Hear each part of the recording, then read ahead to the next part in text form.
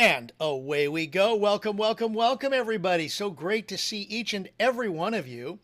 Uh, this is this is going to be a really fun day. It is Sunday, noon Pacific, 3 Eastern, or whatever time it happens to be where you are, because you are watching us right here, right now.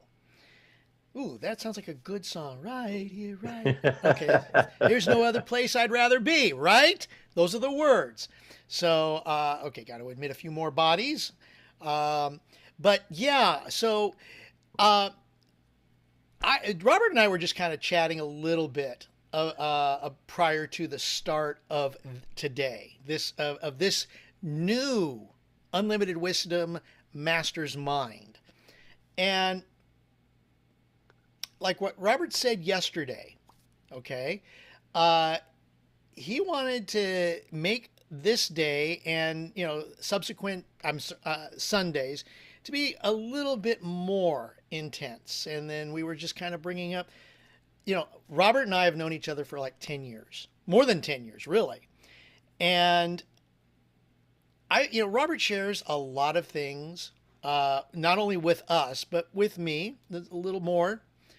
And he wants to go even further than what I even know, and more than what you even know. So think of it this way. I know there's that meme that goes out there where you see the two guys that are digging for the diamonds, and one keeps digging and the other one gives up. Well, Robert has decided to share with us more than he has already shared with us, digging even deeper. How deep? Honestly, I don't know. But here's the thing. We are going to have to listen and find out. And I'm intrigued, Robert. I really am, as to figure out how much deeper you can go. Now, I know that we all have secrets that we keep from friends at various levels, from even our loved ones. How far do you go to share those feelings, those emotions, those things deep down inside? I think I'm excited. I'm intrigued. Robert, let's get it going. Ladies and gentlemen, Robert Hollis! Well, first of all, I want to say hi to everyone. I've seen a couple of people that jumped on, Kevin and Doctor and Chris and Corky Santa. I love you guys. I think I said hi to everyone. And if I didn't, hi. And let me tell you what I would love this to be, okay? Even this morning, I didn't have a name for it. So I'm going to be very, very bold on Sundays. Extremely, extremely bold. And here's what I'm just stepping into as far as faith is I'm very simply going to go in deeper, and we'll figure it out as we go. Does that make sense to you guys? It's like, here's the thing. I know that all of you, first I want to start out by saying that I will not in any way claim to know all. I'm 63 years old, and this concept that I learned many years ago called KAIZEN, which is never ending improvement, is just me consistently doing the line that, my mentor gave me 40 years ago. I can't believe it's that long now. That is like, how do you know that? How do you know that? So again, if everyone was, and so I want to share with you that the more that I dive in, the more that I try to work on me, the more questions I have. And so I want to start out by not only saying, if you know that you know that you know wasn't so, when would you like to know?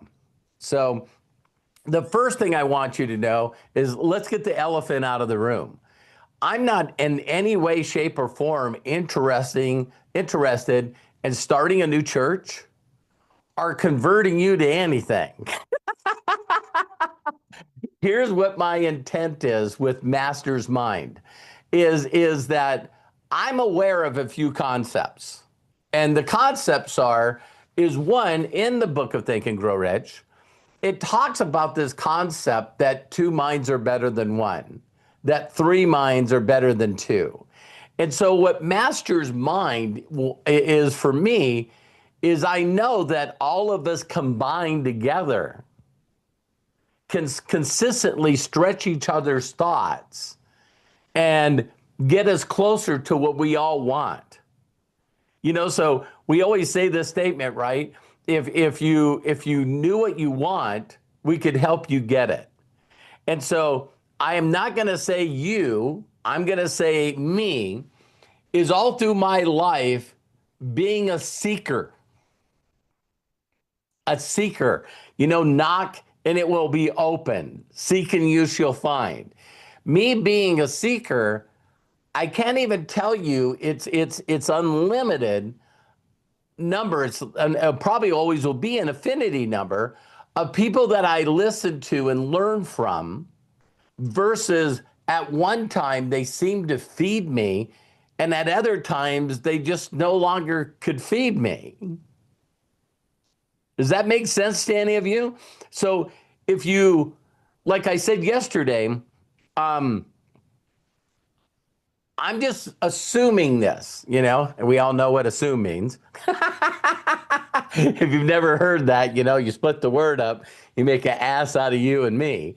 I'm just assuming that regardless of what you believe in, and I'm not just talking on a religious or spiritual level, that we all have a tendency of going, wow, that was powerful.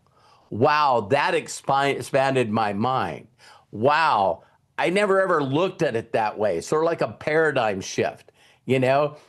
Someone shares a parable, like the parable of the sower. Everything that you want in life, if you gave first, you will harvest. And like people go, well, there's some really cool things that I would love in my life, but I'm not given at all. And it's like, then how can you expect a return from that? Hi, Arlene. Thank you for jumping on. And Sarah, I just want to say to each and every one of you is that please, not in any way, shape, or form am I pretending to be a know-it of all things. Like I said, the older I get, the more I know I don't know.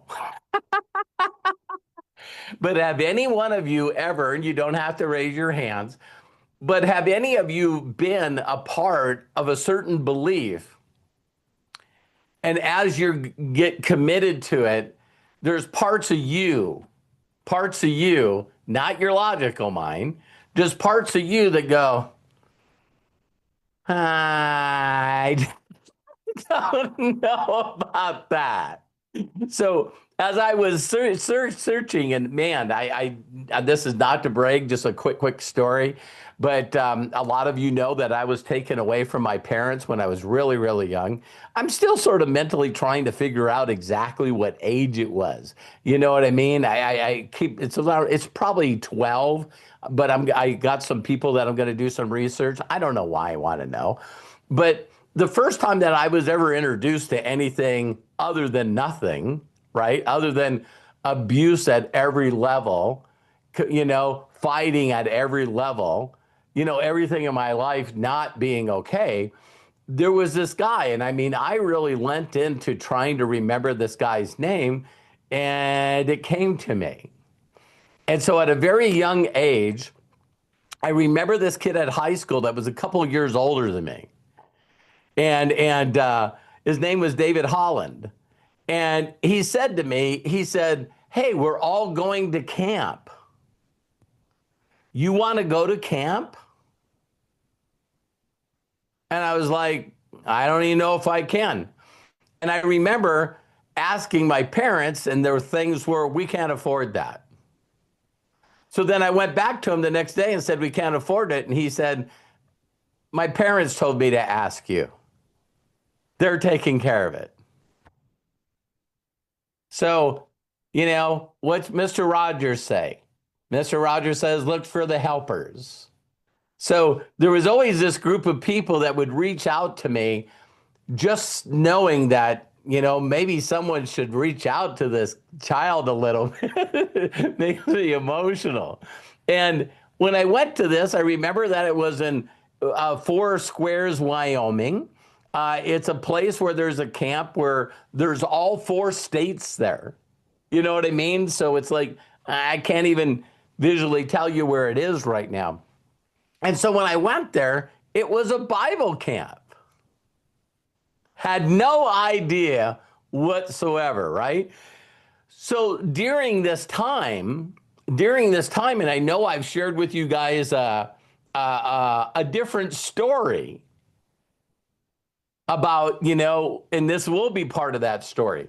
But I remember it being a Bible camp, and I just remember everyone just being full of joy and playing, and we're doing all kinds of activities, and it was on a lake. And I really, truly don't remember in my childhood a better time than that. I just don't. And everyone was full of love, and everyone was happy, and everyone was accepting. And then there was this part during that where someone said, if you don't want to be alone anymore, you can say this prayer.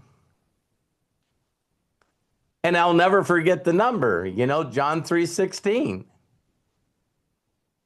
And even though I did the Lord's Prayer, and I know that I know that I know for all unbelievers, this is just me, this is not to convert you. I just know that I know that I know that I felt something.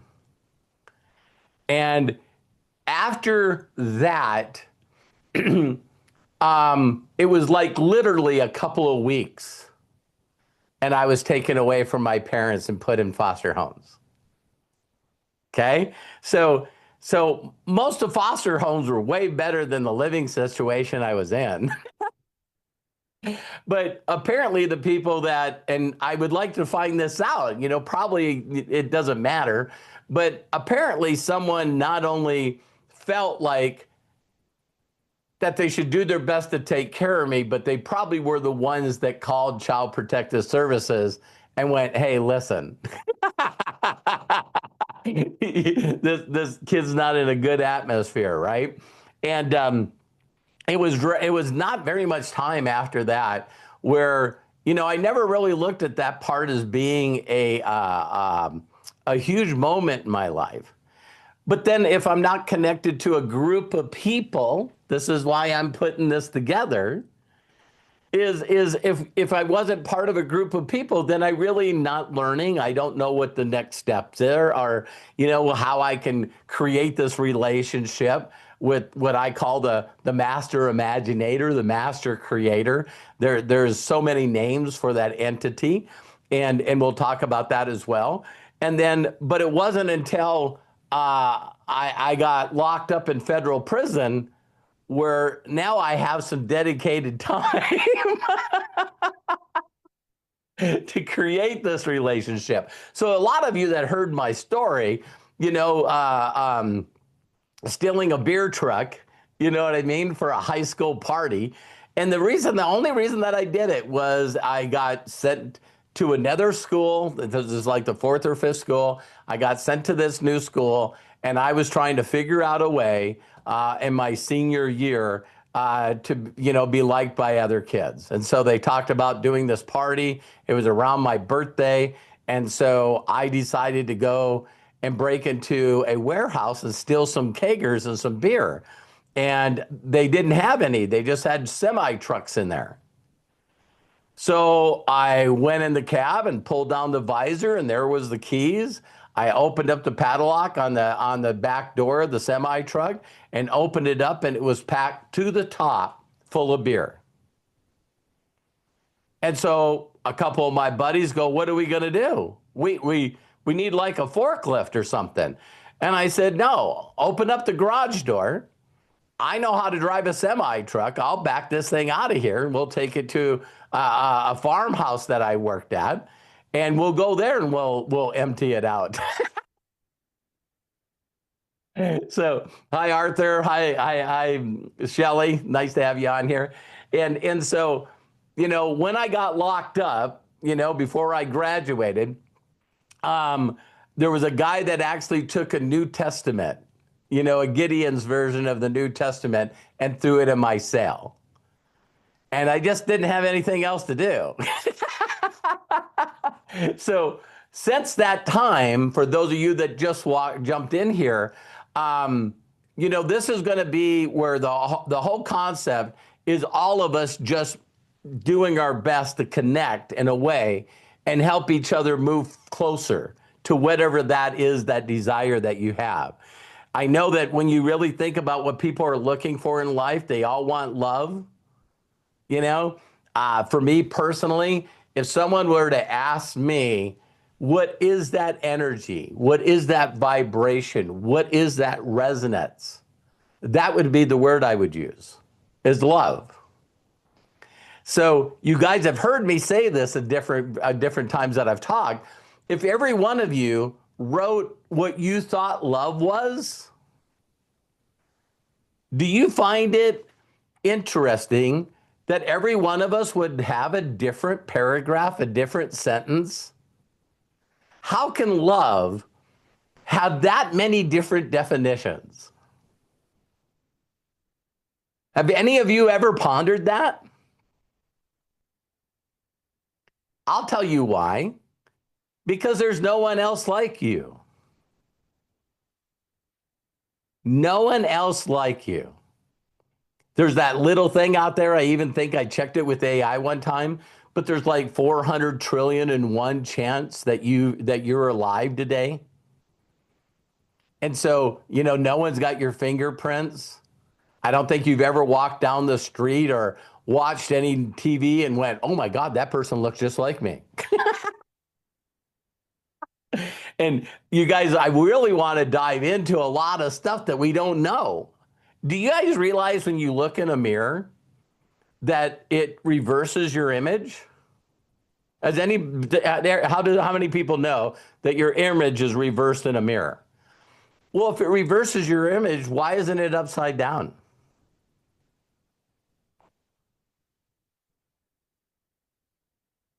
I'm just going to tell you a lot of stuff that I don't know. I'm not going to pretend to know, but it's like, hey, you look in a mirror. So if you look at yourself in a mirror, you look at yourself in a picture. Have you ever really seen you?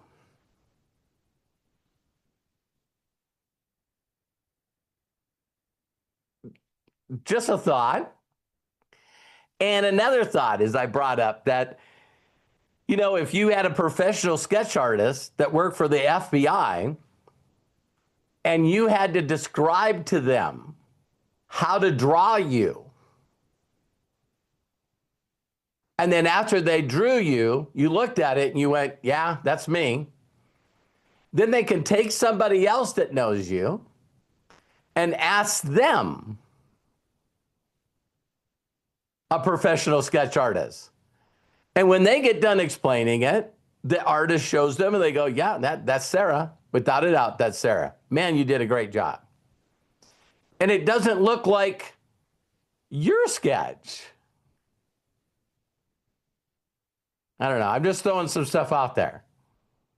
So this uniqueness that we have with our DNA and our fingerprints and our eye retinas, everything about us is very unique. And so that would mean that every one of us has a different definition for every word.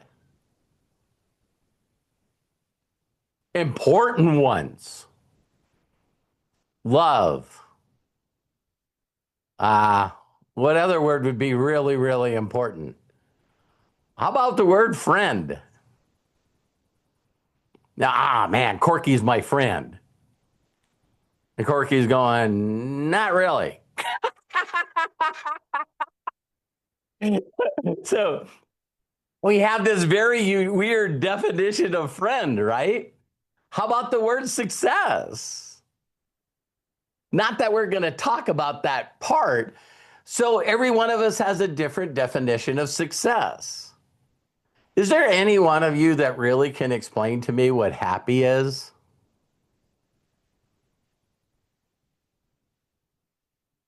I'm still lost on happy. Because now I believe that happy are moments. I don't think it's a state of mind. I think happy is moments. Are you happy? If you ask 100 people, are you happy? They would go, I don't know. So that if no one has the right definition of these words and we're trying to communicate with each other, so the whole concept of master's mind is there's this concept out there that I've heard from very, very, very successful books. You guys have heard it. It's the concept of, again, two minds are better than one. Three minds are better than two. And for people that are very, learned in different religions and beliefs, there's this concept that when people are together, there's another intelligence among that.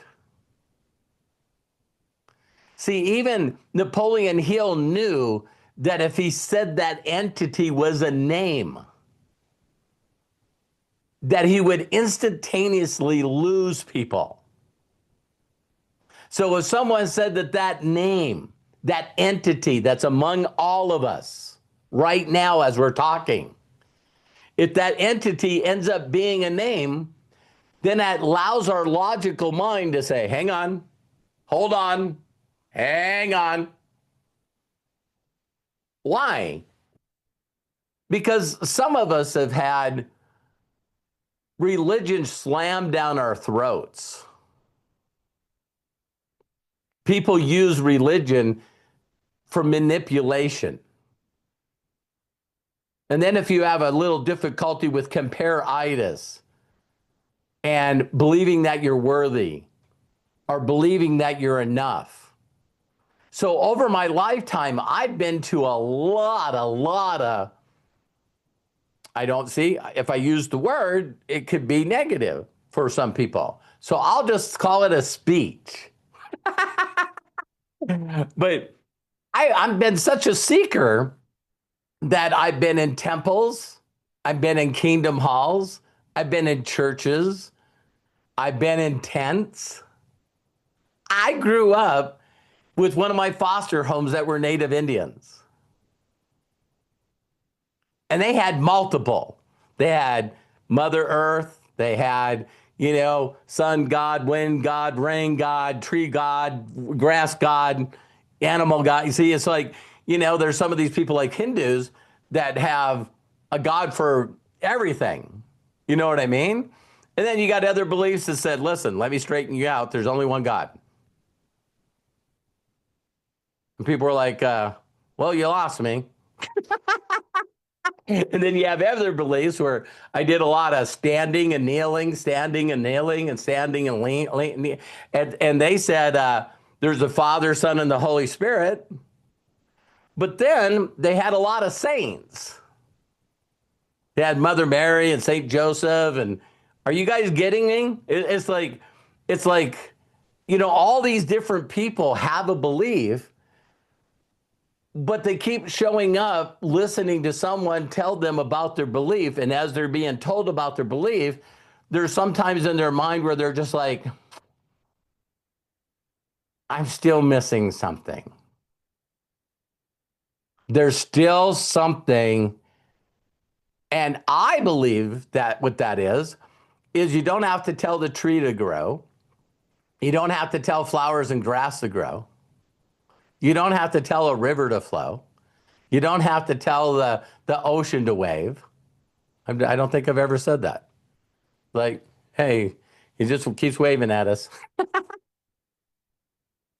And so the reason I wanted to put together the Master's Mind, this group out of Unlimited Wisdom, is just to share with all of you that I do desire to grow, and I do desire a more intimate, closer relationship to whatever it is.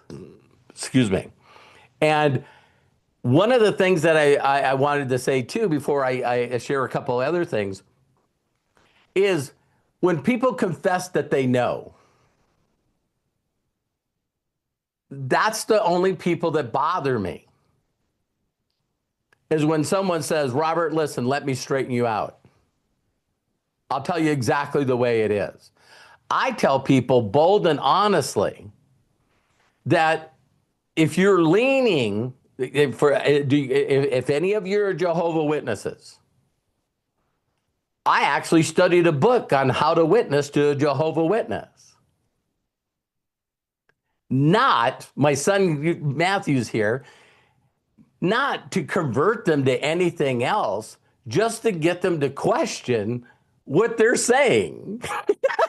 If there's anything that I do to people, it's me trying to get you to go, wow, I never thought of that. How do I know that? It's not to convert you to something that I know. That's what I would love this to be. I would love it to be something that we all can work together and find another different closeness. And I want to bring up to you some things that will give you some aha moments that have worked for me. Example, when someone asks me, Robert, are you a Christian? My first response to them is, would you explain to me what you think a Christian is? Because once they get done with their definition, I'm not. Because if the definition of a Christian is find everybody else that has a different belief and scream and yell at them and tell them that they're going to hell, I'm not. Did anyone catch that? It's like, I don't understand how some religions, when it says not to judge, don't throw rocks in a glass house. You know what I mean? Instead of me pointing out, the speck in your eye, maybe I should get rid of the telephone pole in my eye. See, that's my language. But you got people that feel like they know it all, and they seem to be the most miserable people that are just consistently judging others. And I'm going like, how can you confess a belief and then go directly against the written thing that it tells you to do? Are you guys following me? So I've been around a bunch of groups that say they're Christians. I just didn't feel at home there. Can I get an amen and an amen? It's like, so I want to confess I'm not going to convert you to anything or even try, because I know a lot of people that have come to me and said, I'm not a believer. Me and Matt have these discussions all the time. And when people say that they're not believers, they're still believers. They just don't believe. So they believe in something else. And it's like, for me, if it has to do with you learning to love yourself, let me say that again. If what you're learning gets you to understand that you're a miracle, that you love who you are, that you're enough, that you're worthy, that there's no one like you and what you need is already there, that you don't have to be something to get something. See, there's a lot of stuff here where if I'm working on anything, it's simplicity. It's so simplistic to me. If I want a closer relationship with what I believe is this energy that I resonate with, I get it by spending time with it. So a lot of people that are biblical scholars, regardless of their belief, will know scriptures that they can say to me, oh, this scripture says that. For me to pull closer to you, pull closer to me. I'll pull closer to you if you pull closer to me. And it's like, wow, I sure wish I had a closer relationship. How much time do you spend in prayer? Praise or worship? Uh, Not really. Then that would be the same as saying you want a close relationship with somebody else, but you're just not willing to put the time in. It's very, very simple to me because what I believed a week ago is different than what I believe today, only because I'm consistently searching for answers. Does that help you guys? So, as we work on this, I just want everyone to know that there's things out there that just when it's written that do not lean on your own understanding. And then people want to ignore that scripture. It's like, hey, listen, Robert, I know. I know that I know that I know. And I know that you don't know. Because I can look at someone and listen how they talk and see how they treat their family and see how they treat other people and immediately go, dude, you don't have it. You don't have it. Because I was taught that the best thing to do is find people that have a life that you would like to have and resonate with that and take the best parts of that. But recently, people are consistently asking questions of what they believe they should do. What's their whisper? What's their calling? What their passion is? What's my purpose in life? And everyone wants to ask everyone but you. If the perfect goal I would love to do is each and every one of you to love and trust yourself so much that you can spend personal time with yourself and ask a question and get an answer. Because the wisest people on the planet are people that usually don't answer your question because they know it's within you. If you guys watch any shows that have to do with Yoda or any show where this person, that just came to me, one of my favorite movies you guys could watch is The Peaceful Warrior with Nick Nolte. Have I ever shared that with you guys before? And it's like The Peaceful Warrior with Nick Nolte is just like, gee, you know. But the best mentors in the world are people that you sort of ask them questions, and what they do is they ask you questions so you can answer your own question. You ever notice that? Not to get mean with people about therapy, but people that go to therapy usually as someone that's very well trained would very just simply say, Mary, what's bothering you? Well, to be honest, this is bothering me. And how does that make you feel? Why did that make me feel very good? Well, if you had a magic wand, you could change everything to stop feeling that way. What would you do? Well, I would probably do this and this. And if you did this and this, how would that make you feel? Well, that would make me feel pretty awesome. And they go, great, your time's up, pay at the desk. And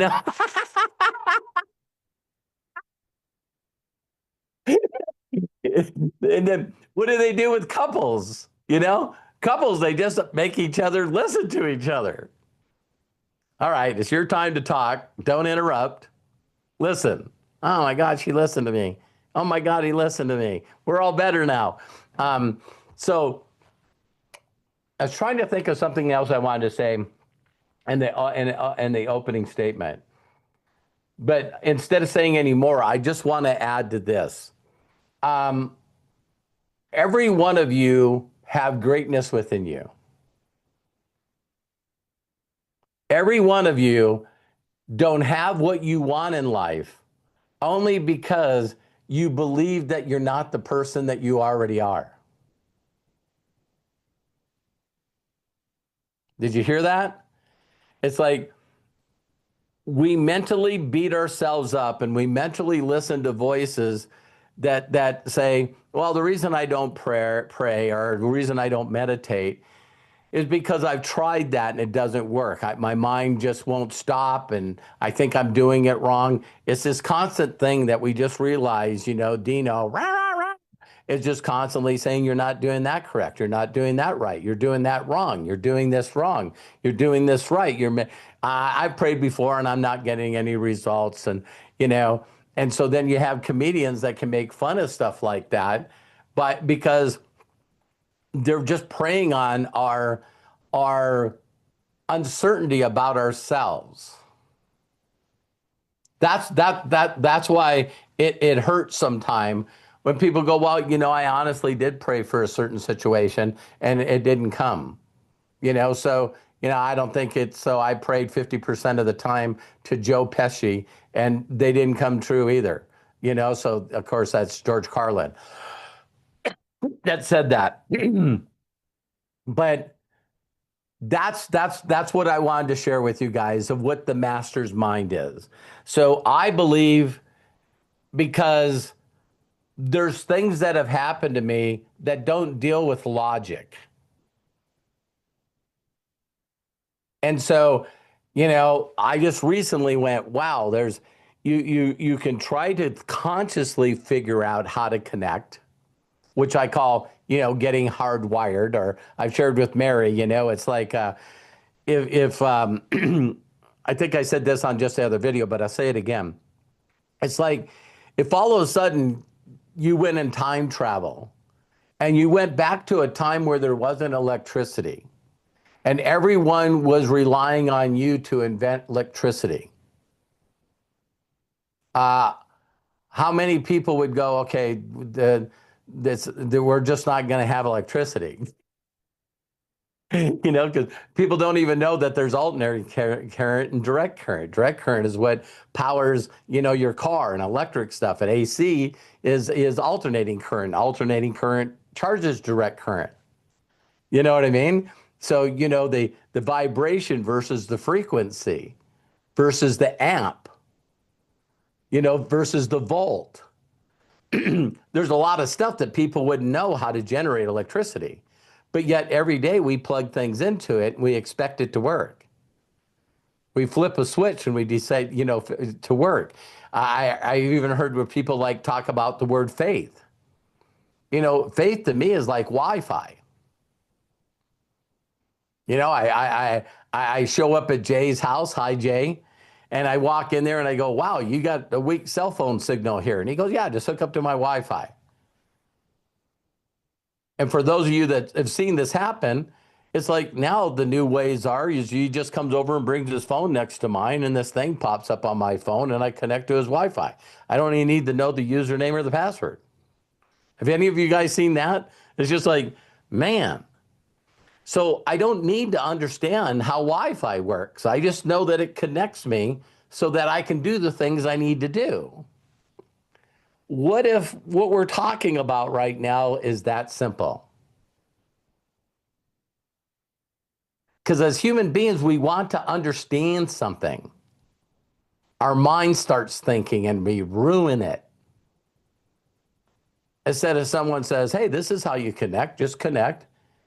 Now get the answers that you need, build your self-confidence and self-esteem, stop beating yourself up, start believing, speaking as though it is, and it's not, and then everything just miraculously shows up.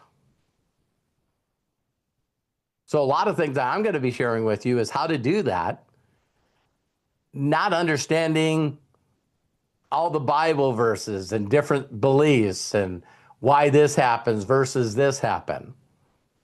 I just know the basics, and I'm really, really good at the basics. And so, like I've said to my sons and other people that are close to me, if there's a word that hangs you up or a story that hangs you up, you got to ask yourself why the word or why the story.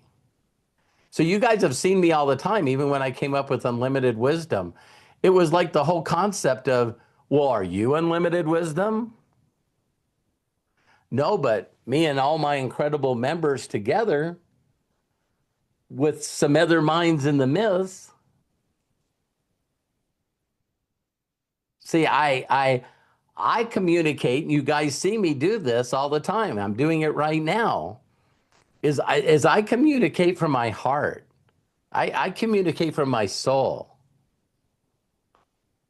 When I say things and I go, oh my God, I've never said that before. I just give up and I put myself in that place going, listen. And so doing this I was very nervous doing this. Extremely nervous. Because I know just how judgmental people are. And there is a group of people that watch this live or recorded and say, listen, if you don't say that you need to do this, then you're off. I'm going to respect you believing and saying that. You just never can explain to me why it's working for me. See, you'll never be able to explain why I get the results that I get, why I have love and joy, why I have peace of mind. You'll never be able to explain how I do the things I do, including unlimited wisdom. Did you guys just see? I logged on Unlimited Wisdom today, and this post comes up and says, congratulations, you're in the top 1% of schoolers. Now, when I started Unlimited Wisdom, did I say to any one of you guys what my first goal was? Well, my first goal is, honestly, is just to get in the top 1%.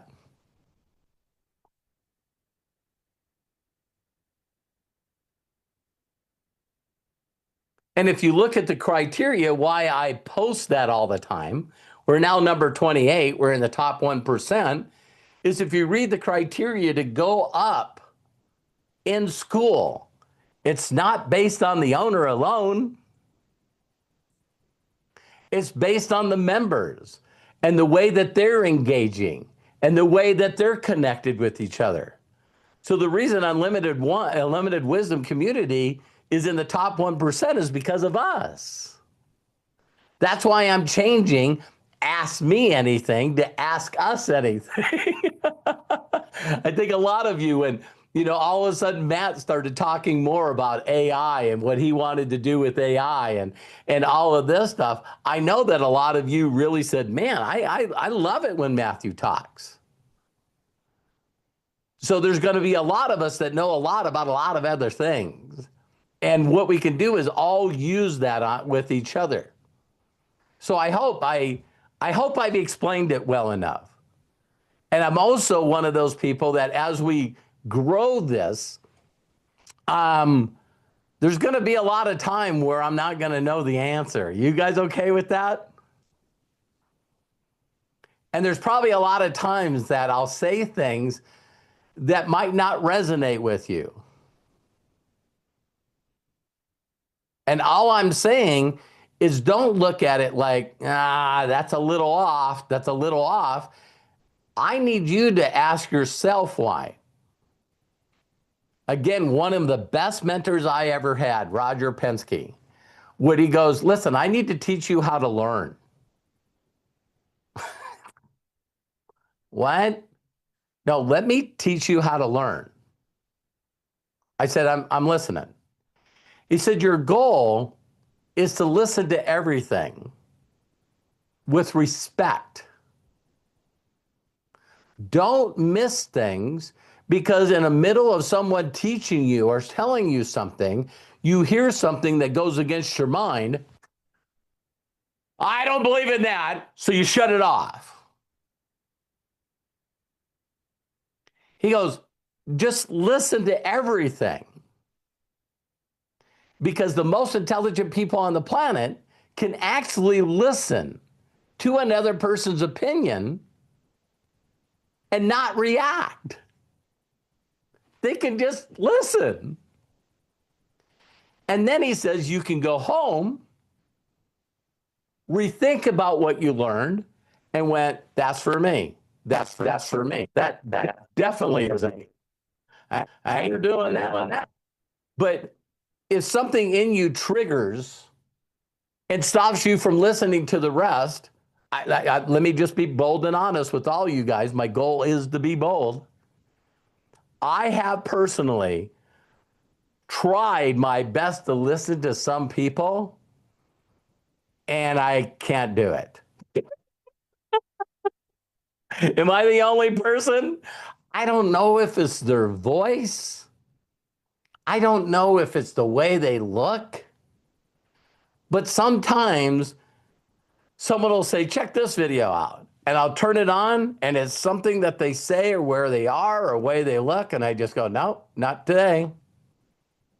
And some of you are laughing because it's like, not today, Satan, depending on how you, it's just like, no, this message is not for me at this moment in time in my life. And most of those things for me right now, so you guys know, is if someone's trying to share something that's I know is not their opinion and it's not positive. Jody's such a sweetheart, and her heart, the only thing wrong with Jody, and people have heard me say this before, is Jody's body's too small for her heart. Jody's just this big heart walking around, right? And so Jody will say something like, hey, let's make sure to pray for these people in Florida. Let's look out for the hurricane. And I'm like, how about let's pray for everybody? See, that's not saying don't pray for the people that might be in a way of a hurricane. No, let's pray for everyone. I got this in my time when someone said to me, I'm glad, thank you. I'm still talking about this. Has anybody ever shared with you something you should be concerned about and you're just not concerned? You're like, and then do you ever do this and allow this guy to beat you up? You're going, wow, they just told me about a bunch of kids that just got killed in a flood. There's something wrong with me because I don't feel anything. There's supposed to be some kind of empathy, some kind of compassion. What's wrong with me? These kids got killed in a school shooting.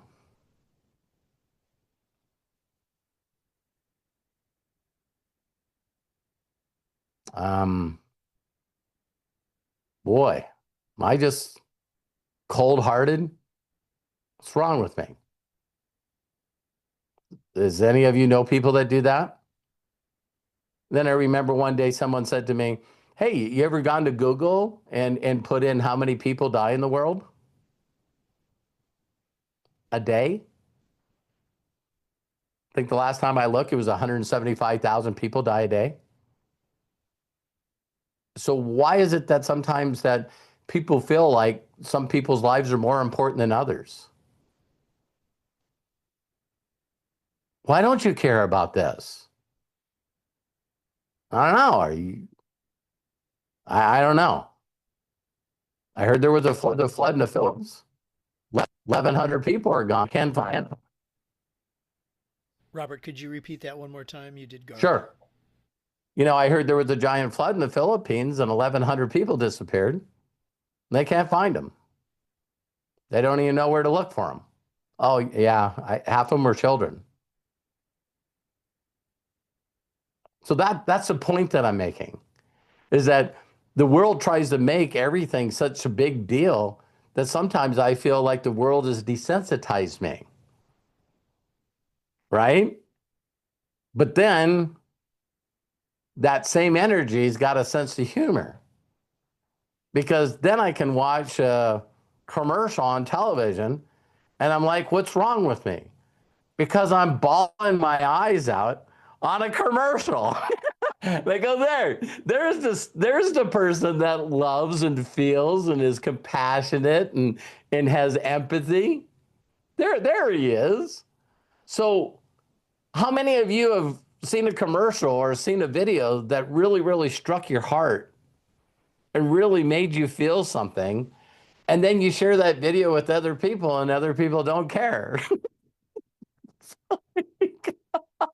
You tell this story about, this single mom and, the child, has some incurable disease and they need help. And people are like, so what? It's, don't you guys just find that we have a tendency of beating ourselves up about a lot of stuff that we just don't understand? So that's where I want you to know, if there's anything I want to get from this, is I want you to get that you're special, you're a miracle, that you're loved, that you're enough, that you're already great. Don't need to be anything, don't need to do anything. It's sort of hard to move forward in life when you hate who you are. Can I get an amen?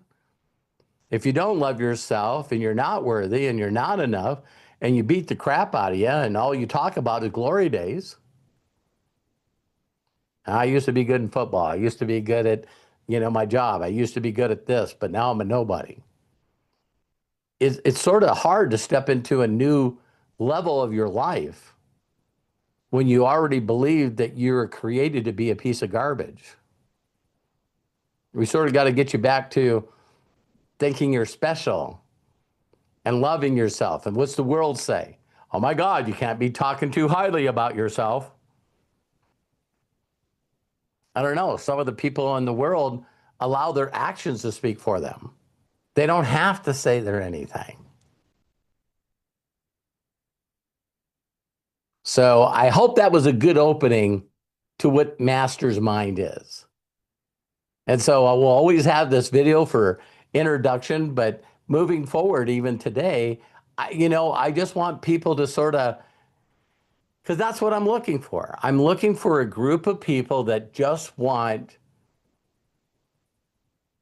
to help people fall in love with themselves and learn how to find that whisper so they can go out and live the rest of their lives an incredible impact. And just be okay moving forward without knowing what's next or where you're going to be led or where you're going. Because again, I started this group, when you look at the things that I posted on the About page, is the number one thing I hear from everyone. All of you, every one of you, I personally have talked to. Hey, Jamie, what do you want? Man, if I could have anything, I would just love to help people. So when you hear that from all the people that you love the most and everybody just wants to help people, maybe we're just making this too damn complicated. Maybe if we all just have the heart and desire to help people feel a part of something, to feel loved, to be a part of a group, not be alone. Be okay with being a misfit from Misfit Island.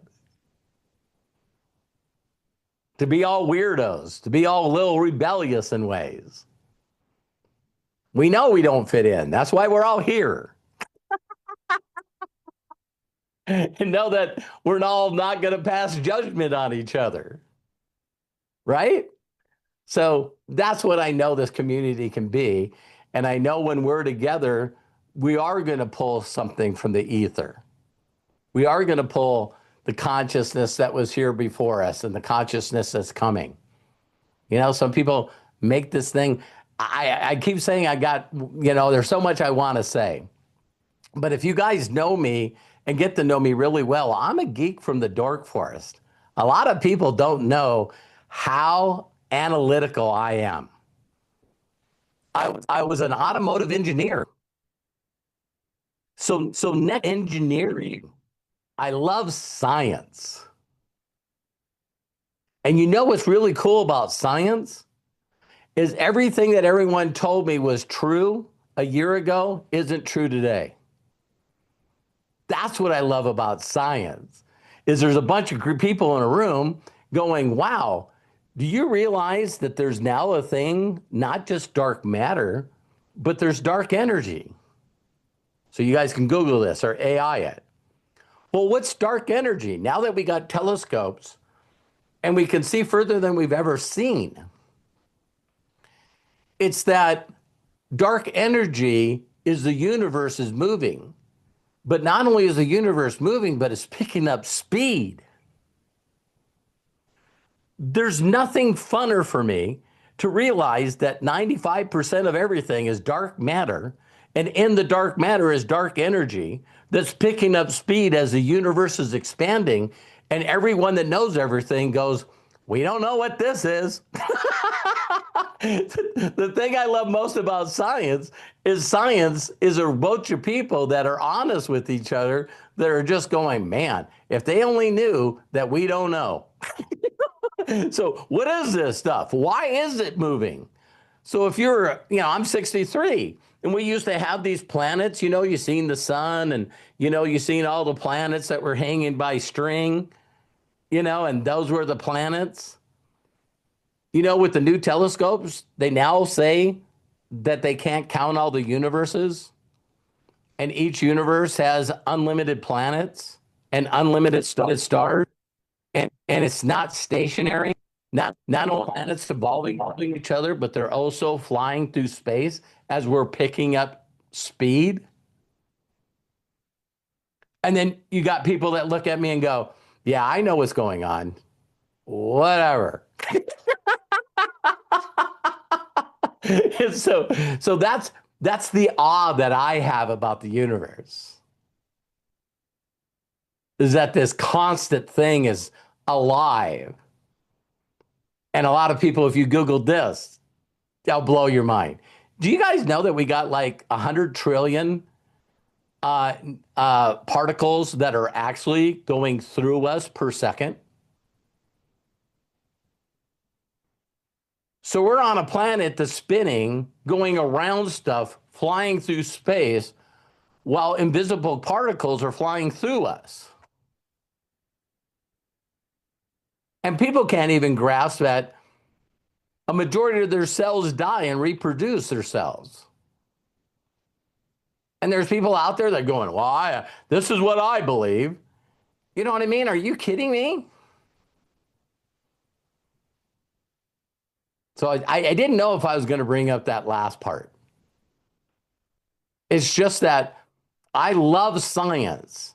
And the thing I love most about science is now in this age, we have people that are now figuring out what Albert Einstein wrote down in theory. For him to write something down in theory, and here's something that they just figured out. You can Google it, AI it. But they finally figured out not only how to cause energy by slamming two atoms. So, fusion. But now they figured out how to cut it in half. So they cut a particle in half, moved it miles away from each other, and no matter how they spun or manipulated this half, the other half did exactly the same thing miles apart. In real time. So now when you cut something apart, then we all talked about, when we were kids, do you actually believe that twins can read each other's minds? How many of you have been close enough to a person where you're able to read their mind? Like Karen, your husband says, hey, we should go out, we should go to Cracker Barrel. And it's like, I was just thinking we should go to Cracker Barrel. It's like, I love the wonder of the wonder. I love being that little kid in imagination and going, man, this is just awe. This is just awe. And I want to dive into it, and know more of it, and implement more of it. So now I'm stopped. Did you guys enjoy that? It's like, so I'm not here to disprove what you believe. I want to get you closer to that. I want you to be more certain about your belief. So there you go. Craig, got anything to add? No, I just think that, like you said, to me, being open minded, understanding what you believe, and that what you believe may not be what others believe, like you shared with us, I think those are the key important things about how this is going to move forward. Maybe you want to understand, maybe you want to learn about how somebody thinks or why somebody believes the way they do. And like you said, open up your mind. Your mind is like a parachute, it only works when it opens.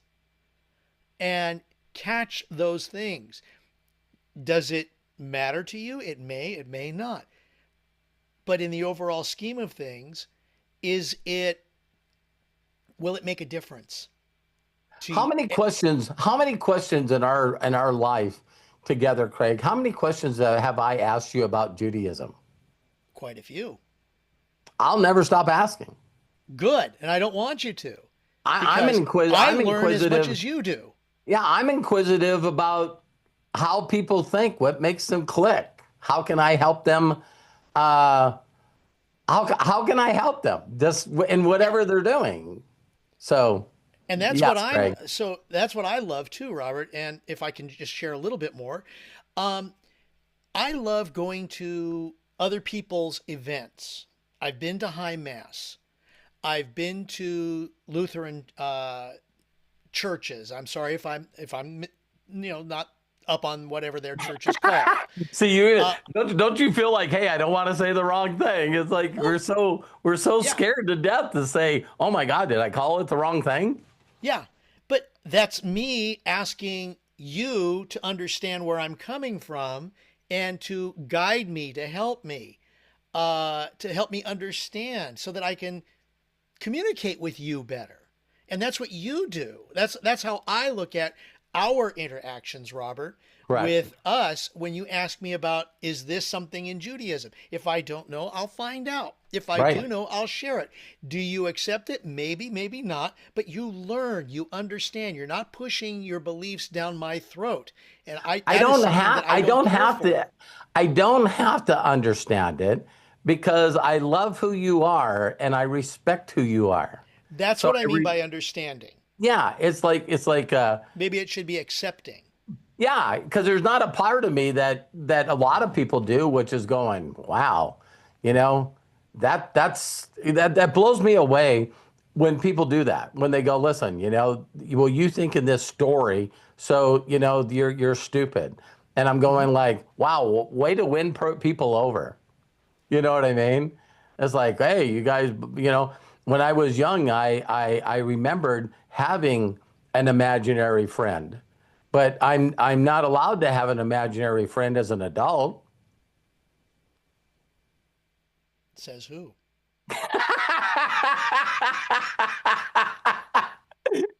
But if I call my if I ever isn't that a funny statement too? Is we always say it's okay to talk to yourself, just don't answer yourself because it'll And put yet, how you. many of us do that Oh my without even, God. I mean, we don't even share that with other people. I say sometimes I have conversations with myself, and of course, sometimes they're the better I tell conversations. It myself to depends. shut I up mean, all the time. exactly. Because sometimes you need to speak it out loud in order to understand where you are coming from. It's like, did I really think about that? No, no. Wait a minute. I, Hold on. I, Maybe. I giggle at myself, and I always say, I giggle at myself, and I go, that's not true. Exactly. That's not true. It's like, well, you don't even know how to do this. You don't know how to do a lot of things. So what? You figured it out. You always figured it out. Just move forward. Allow the resources to come. And even Thank you, Craig. sometimes doing that allows you to get it out, to get Hmm. it, even if it's nobody in front of you. I'm just on that particular topic. Even if it's nobody in front of you, sometimes when you speak it out loud, it's like, does that sound good to you? Does that make you think about what it is that's you're saying? Maybe I shouldn't say that. You know what? That's not a bad I think maybe, but Yeah. it gives you the thought and the purpose to think, I don't know. Yeah. I love putting myself in a position where I don't know. Because I have the ability to move forward in action of unknowing. Hmm. because I don't care what other people think, and I know that I fail my way to success. And you have scaled that barrier that a lot of people still have in front of them. And I know that the you only want to way carry those people with you. I I only know by doing. So my relationship with that source, that energy, whatever people want to call it, is I said this the other day, is if you've ever wondered why there's so many names for that entity, it's because people are trying to understand. And some people understand well enough that they name into it. Repeat They that can one more time, Robert. You garbled. no problem. The reason that some people have a delusional amount of self-confidence to actually put a name to it is because other people don't understand it. So then that allows them to be able to manipulate people. So you know what every religion has in common? Every one of them is someone said, guess what? The big guy talked to me. Every religion was started by, God said, Mm-hmm. Jehovah said, Allah said, everybody was, well, he doesn't talk to me, so then I need to listen to you. It's always interesting to watch those movies. What was the one with George Burns and John Denver? Or God Almighty? Yeah, That's another one where he's just chill, be you. I That's all I said, want of you. I mean, that is one take of it, right. and that is using God, like you're talking about, as the one reference. But then if you go to somebody who's from India, they have several gods, or somebody who follows Buddhism, or an atheist. There is no God. There just is. There is life. And so it's an interesting way to look at things and to just like understand that maybe this is not how you feel, like you said, but just understand and respect those that have other beliefs than you that don't interfere with you. Let's hear what Bill has to say. Yeah, Bill, let me bring you into this conversation. Thank you so much for having your hand up. Go for it, Bill. Hi, guys.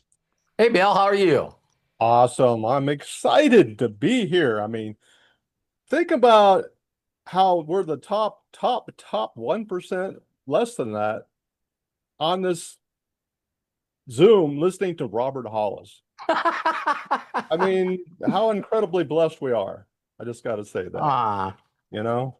And so God so loved the world that he gave his only begotten Son, so that those who believed in him would not perish and would have everlasting life. I love that.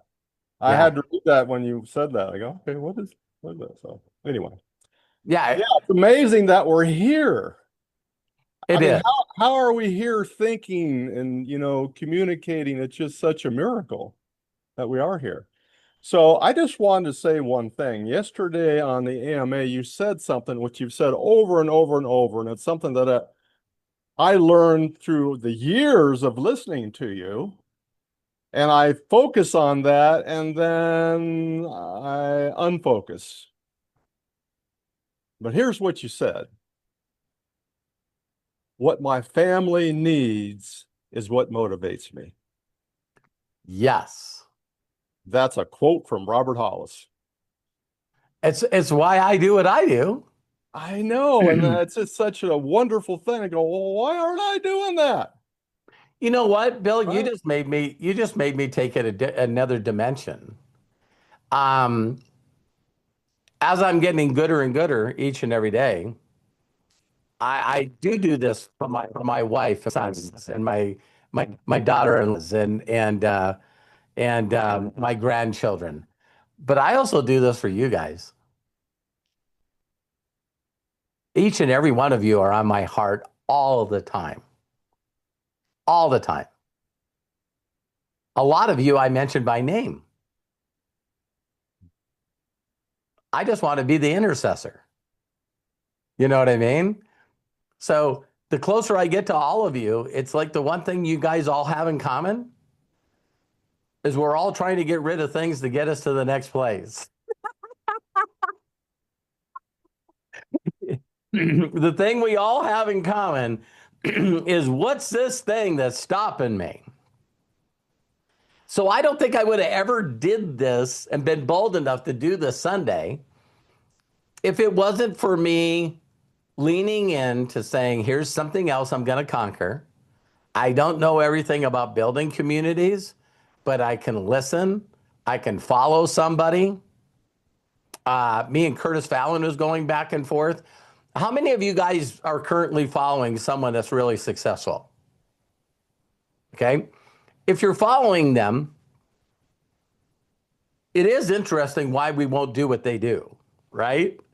This is always something that's always been very weird to me. But when I jumped into school, the first thing that I did is I went through all the training. And I was telling my wife this morning that when I first heard of Roger Penske as being the most winning car race owner on the planet, it wasn't by accident that I ended up working for him. I knew what he was looking for in a person. I did those things and I was hired. So then when I got in this industry of marketing, I found the best. It didn't make a difference what I'm doing. It doesn't take me long to get in the 1%.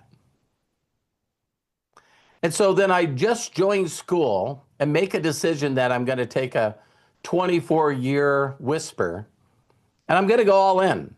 I'm just going to believe with faith that I'm going to attract millions of active affiliates in a record amount of time. And some people might be going, wow, Robert, you're really going out there. And then I get an email from Alex to jump on his webinar yesterday. And I watched a guy do a 7-hour and 18-minute live on YouTube, get 1 million views in that amount of time, and make $81 million. So he not only documented his last 2 books, but his next book, I just caught on what he's doing. The name of the book is the $100 million model, $100 million business model. Do you know what he's going to do? He's going to continue to do those live webinars till he hits 100 million. He's going to say, hey, listen, I came out with this book called $100 million money model. And then I'm going to launch it and make $100 million with it and show you guys live what I'm doing. The amount of people that showed up, I think last count was just a little over 9,000 brand new people that joined school. So he talks about documentation beats conversation. So he used to have 3 million people that he had as viewers. Now he has 15 million. Hey, Corky, can you and I learn from someone that's got a following of 15 million? And a person right now can join school for $9 and go into the classroom and see all of his training on how he did all 3 of his launches. And they're just too busy doing their own thing. I get it. I totally get it. I don't. I don't. I don't. I'm going to follow this guy. I'm going to learn what he learns. And the stuff that I'm going to learn from him, I'm also going to apply to other things that I love. I just love having 1 million people responsible for my income.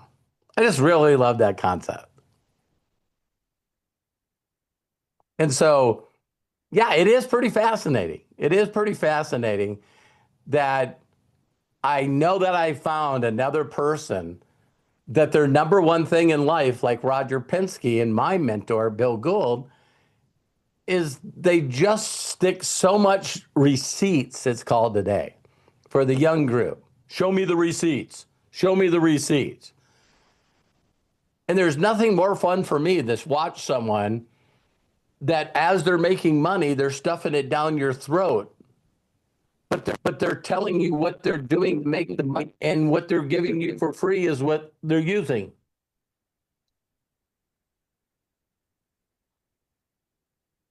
I just find that fascinating. Do you guys know anyone else that's doing that? It'd be like a trader going on live every day and showing you how much he's increasing his net worth every day. Not some good days, just every day. Look at it. Here's my chart since I started. There's network marketing companies that can't do that. Isn't that crazy? Crazy. So I know community is moving forward with AI is going to be the way to do it.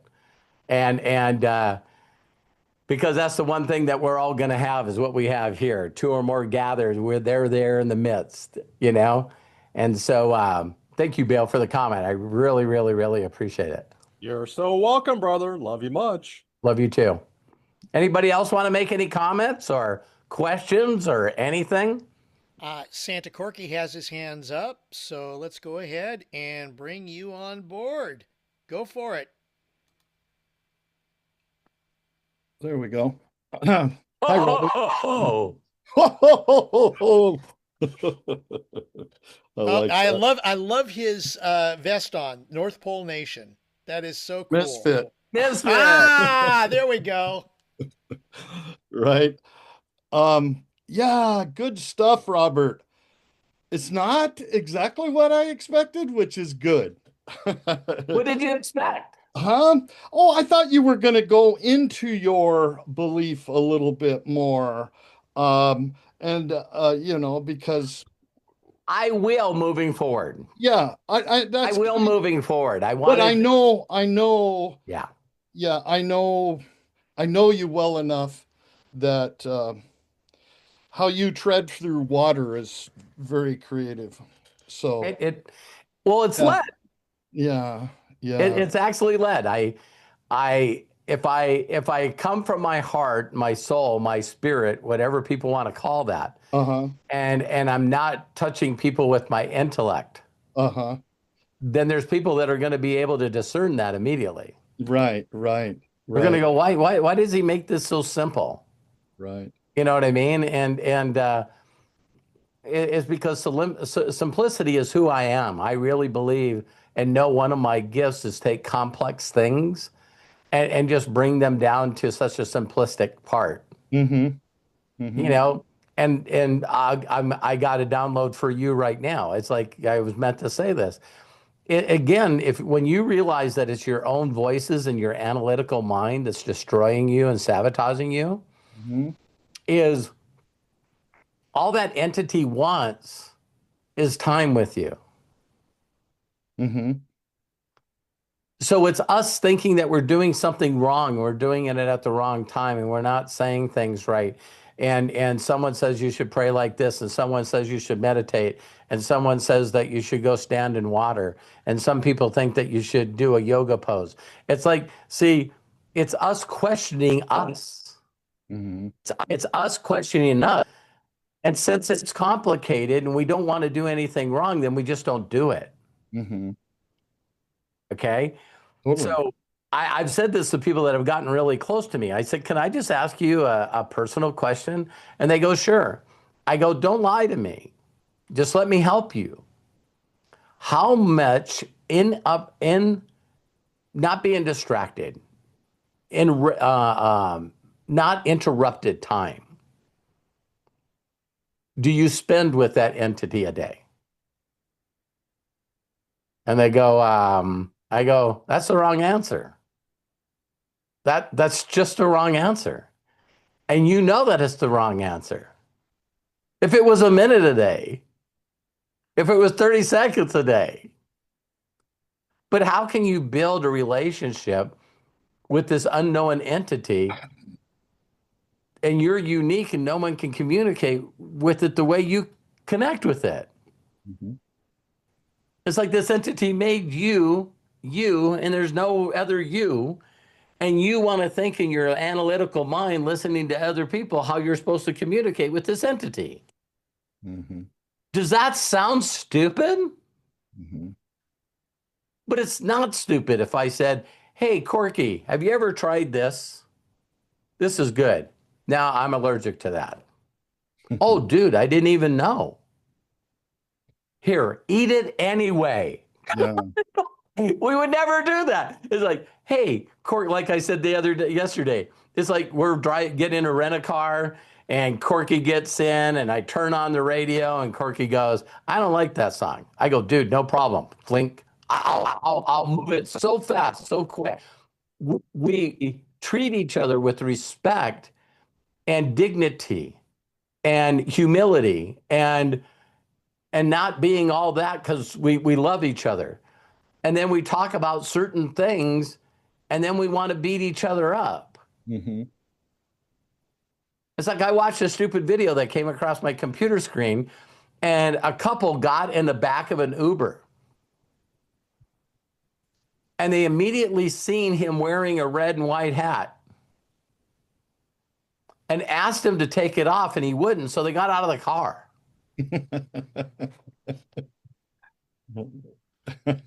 And I'm going like, I've been in Ubers where the person didn't even ask me what music I wanted to listen to.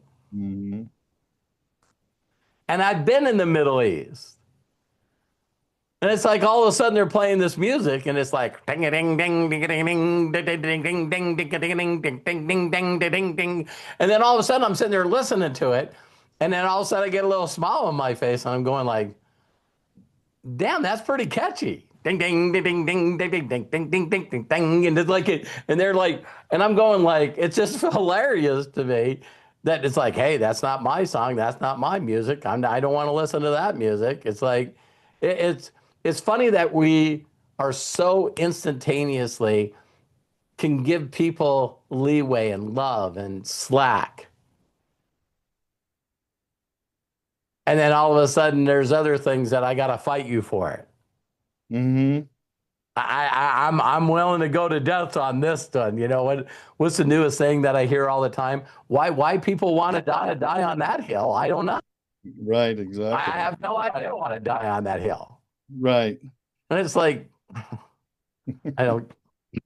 So yeah. Anyway, So anyway, yeah. can I give you Santa's story of the dark universe out The there? dark universe or the dark energy? Yeah, I meant dark energy. Yeah, please, please. Okay. It's not a doubt in my mind that that's what made the sleigh go through the air. Well, we'll talk about that. I have to bring that up. I have to bring it up. Okay. News at 11. It has to do something with the sparks and stuff coming off of it and stuff. Oh, quit it. Quit analyzing. Let me get there. Okay. Okay. I had to bring this up because it did come up and I thought this was really fun. The timing was great. But here, let me get it because it's quite a deal. Long, long time ago, after God created the heavens and earth, the universe was like a big balloon. At first, it was just a little tiny speck. But then, whoosh, it started to grow and grow. Now, you might think the balloon would slow down after a while, like when you toss a baseball into the air and the gravity pulls it down. But the universe had a secret, a magical, invisible force called dark energy. Imagine Santa's sleigh zooming through the sky. At first, the reindeer are pulling it, strong and steady. But then suddenly, the sleigh starts to go faster and faster, almost as if there's an invisible wind pushing forward stronger than the reindeer themselves. That's what dark energy does. It's like the invisible wind of the universe. Instead of letting the stars and galaxies fall down, and slow down and bunch together, it pushes them apart faster and faster. The galaxies are like ornaments on a tree, on a Christmas tree. And every day that tree just keeps stretching bigger and bigger. And here's the mystery. No one can see or touch that dark energy. It doesn't shine like the starlight or sparkle like tinsel. But the scientists know it's there because without it, the universe wouldn't be racing ahead, race, racing ahead in the way that it is today. So the story of the dark energy is a lot like the magic of Christmas. When you can't always see it, but you feel it. You know it's there, and it keeps the universe moving forward with wonder and joy. Wow. Thank you, Corky. That was I don't have anything to That's add on just a that. little story. It's like telling a 5-year-old of what goes on out there, you know. And the thing I And have I think our stories all should be that maybe a 5 or 10-year-old could understand. Oh, there you go. yeah, I have it in front of me all the time when people are trying to understand something and they constantly say I'm overwhelmed, I'm frustrated, this is too complicated, I'm not Terry. I'm going you just plain a state of mind. Mhm. All the stuff that you just said Yes. is not true for other people. Yeah, you locked yourself in that safe. Yeah, and so that's what I always say to everyone is like as soon as you believe that something's true, what if you just simply ask yourself this question? Is it true for everyone? Right. Because when you say that, there's no way that your conscious or subconscious mind is going to come back and go yes. Yeah. It never ever does. Right. And so that gets you to go, oh, okay. Right. Courtney, thank you for sharing that, man. I love Yeah. you. Thank Yeah, you. it's as we move forward, I know that as we trust what it is, just trust what it is, that people are going to say, well, what's your belief on this? And what's your belief on this? I heard a guy the other day. I listened to some, I don't even want to say their names. They're the most mind provoking people. And of course I found them. That was one of the things I said today. Why, when you look in a mirror, we know the image is backwards, but it's not upside down? And then everybody in the room goes,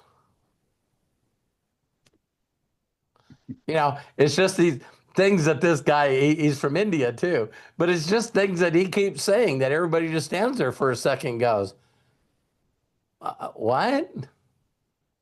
And here's another one. Let's say, for example, that this is just a story in the Bible. Okay? Just a story. So one of the stories is he created Adam. Well, when he created Adam, how old was he?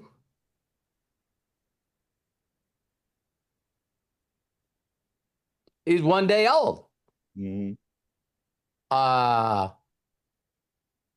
no, he was definitely older than that. Why?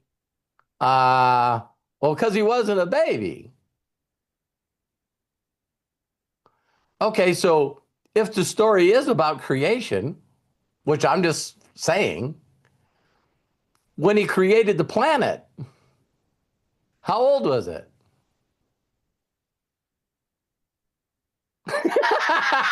So people are going like, you can't get anybody to agree how old everything is.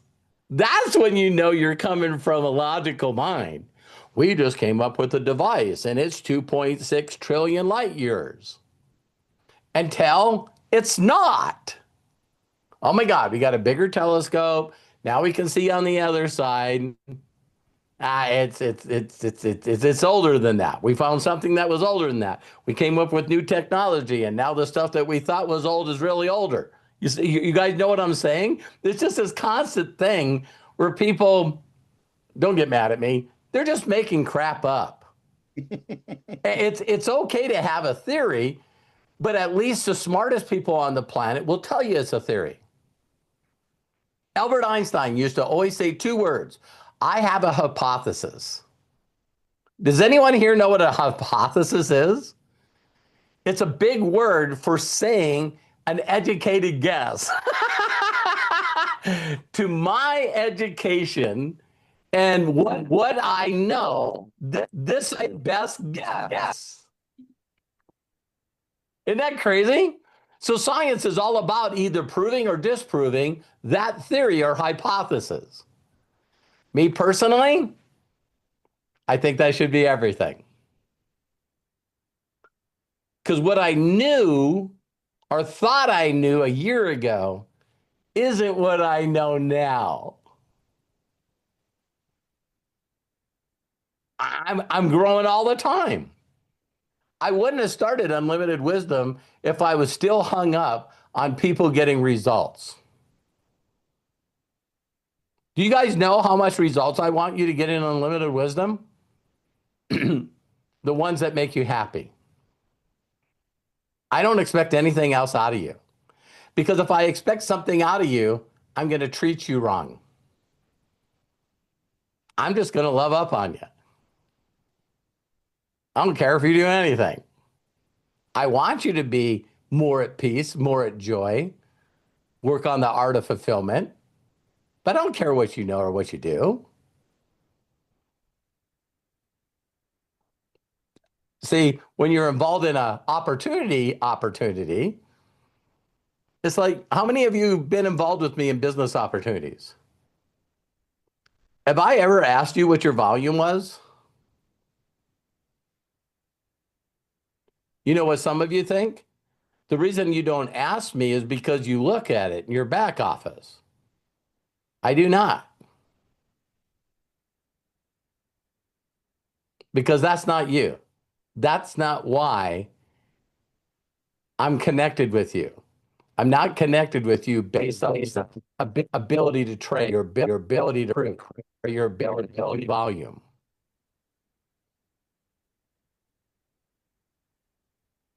How many organizations do you think work like that? Hey, you do nothing for me but cause problems and ask a bunch of stupid questions. You do every once in a while interrupt with a totally stupid point. It's like, wow, I don't get people. Okay, Craig, next one. Absolutely. Thank you, Corky. Appreciate you contributing to this today. Yeah, that was wonderful. Thank you. Yes. All right. Let's go ahead and move right along. Melody Ryba has her hand up. So I'm going to say, let's go to her. And then Arthur, you're after Melody. So thank you so much. Melody, go ahead, unmute yourself and share with us. Hi everyone. Hi, Oh my Melody. How are gosh, you? I'm so blessed to be here and I'm so happy that you're all here. Robert, you've really got the brain cells sparking today. They're working overdrive. Wow, wow, wow. How much better could it get than to have Santa read you a story? I know. That I've got goosies, really. I mean, come on, come on. That was amazing. Santa Corky, we love you. So I had a question, and then I was listening to the story, and so intent on listening to you guys that I'm going, oh my gosh, what was my question? What was my question? But I believe I remember, but I don't know if there's anybody on here or that might be watching this later, Robert, that has never encountered a face to face with you, whether it on Zoom or in person. But I don't know if you guys all know, when I met Robert, I didn't have to say any of those words like overwhelmed or whatever. I didn't have to say a word. And I would walk into the room with Robert. I'm so embarrassed to share this, but this is how good he is, guys. I wouldn't say a word. And he'd look at me and with a smile, like he does, and just so lovingly say to me, when are you going to change the way you're thinking? When are you going to change that? Like, why? And, and it would just really get me to think. Like, first of all, I'm like, change what? He don't know me, and That's usually the first response. It's like, right, yeah. right. All the times that you've made me cry, Robert, and with such love, And I I'm not absolutely going to say adore I'm you. sorry for making you cry. Oh, I'm glad you did. Now, I might have had a rock in my stomach for 2 weeks, but I'm so glad, so grateful for it now. So my question is, and this might be so random, but you were talking about speaking from your heart and doing these calls, and that's what you're a master at that. That's just what you've mastered, is always coming from your heart. And I remember a long time ago when I was starting to do calls, I would have everything so planned out. I might even have notes. I would go over it in my head for a week Yeah. before I would do that. I And used to do that. I used to do that. well, yeah, it's like everybody showing up. You're scared you're not going to have anything to say. So, and always wanting to be, grateful for their time, respectful of their time, and giving them something of value. When I would speak from my notes, I guess from my head is what it would be. Right. When I would speak through my notes, it would be a completely different feeling afterwards than when I would speak through my heart. And I remember the first time that ever happened, I just didn't even look at my notes. I mean, I didn't, it was just all from the heart. I didn't question Right. whether that was good or not, or whether I provided something good enough or not. And I did if I was coming from my heart. And the feeling of confidence that just came from that Yeah. was just amazing. So you understand that feeling? Did you have that, or is that just a me thing? No, everyone has that. Everyone Okay. has that melody. And I'll tell you where it came from. I'll never forget the time that, man, back in the day when I did a presentation, one-on-one presentation with my flip book, Yeah. I was so I was so good at doing a presentation because a mentor told me that a perfect presentation is one that get done that do you have any questions? Is there anything I can Repeat that help you one more with? time, Robert, please. You No were problem. garbled.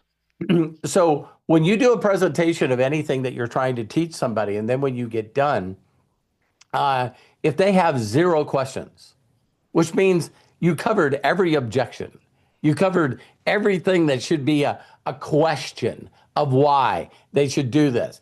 And so that would be a perfect presentation. And I remember after doing this presentation to this incredible woman, she was a very successful lawyer. And I did this presentation and I got done and I said, do you see an opportunity for yourself? And she said, before we go any further, I need to tell you that I graduated from UCLA and top of my class. And through professors and everything that I've seen, I've never seen a better presentation than the one that you just did. Wow. And I went, wow, thank you. And she said, but you didn't ask me the most important question. And I said, what? You didn't ask me if I was interested in looking at something.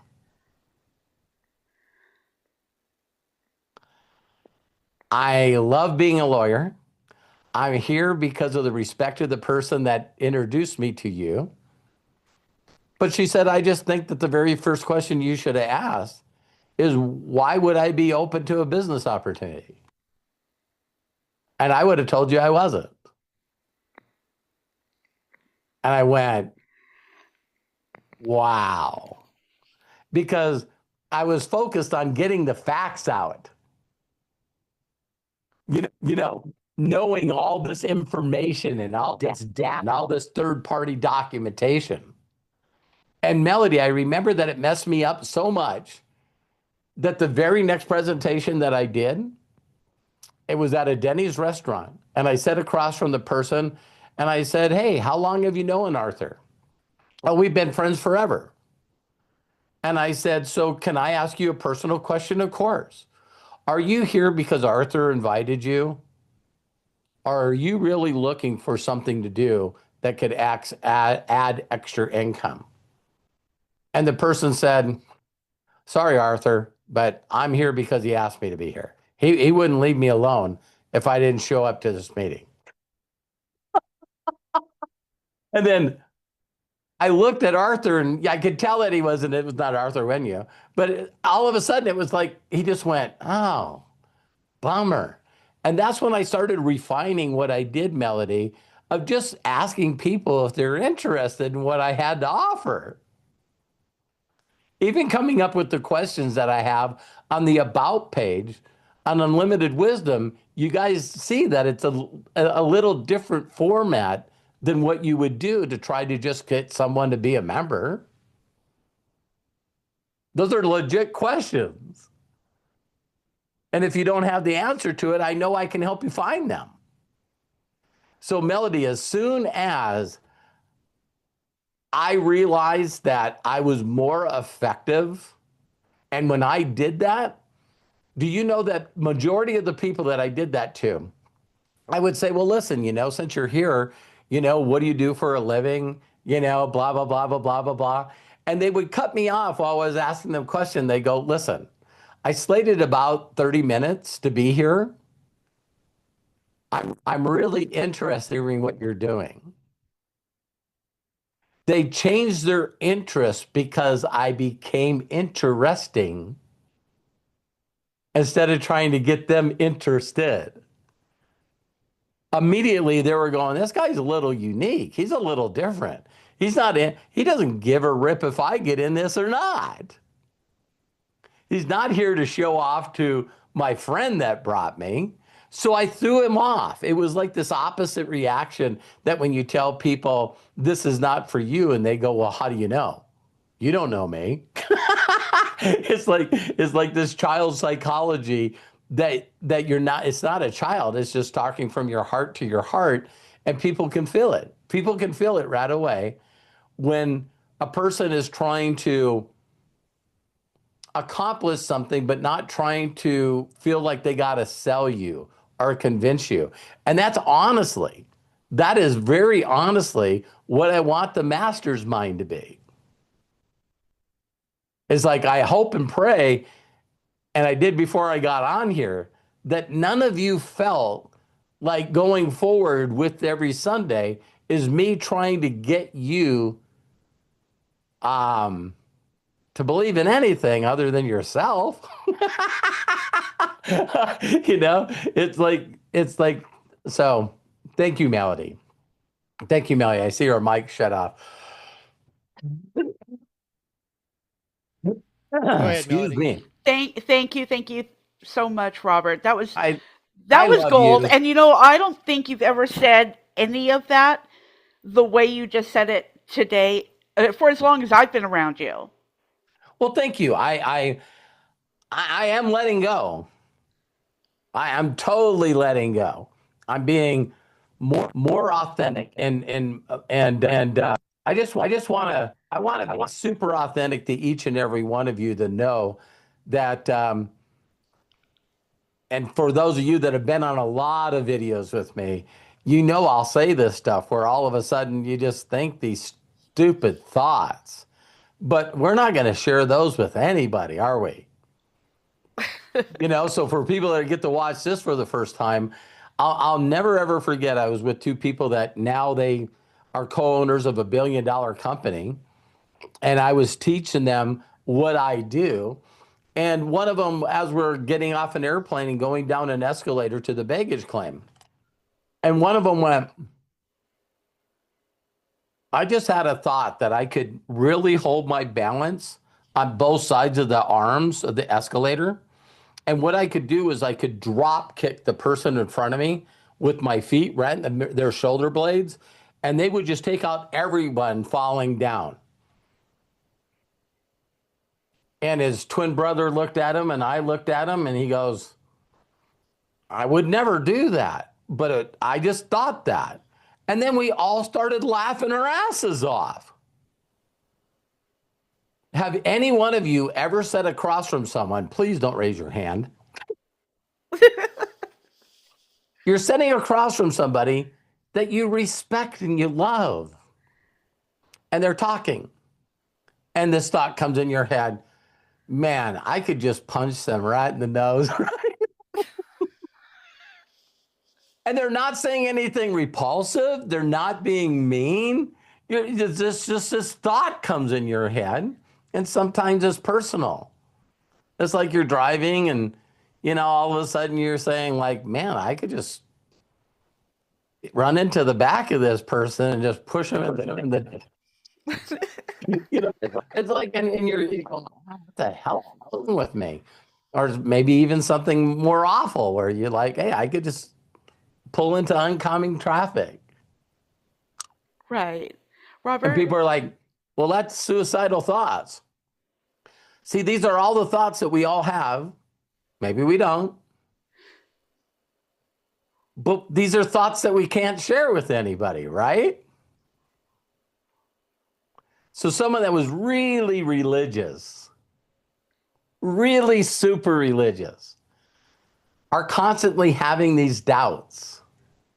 I don't know if you guys watch Conclave, but one of the most powerful parts in there was there's two guys that are like, well, Craig, you're actually a lot closer to him than a lot of people.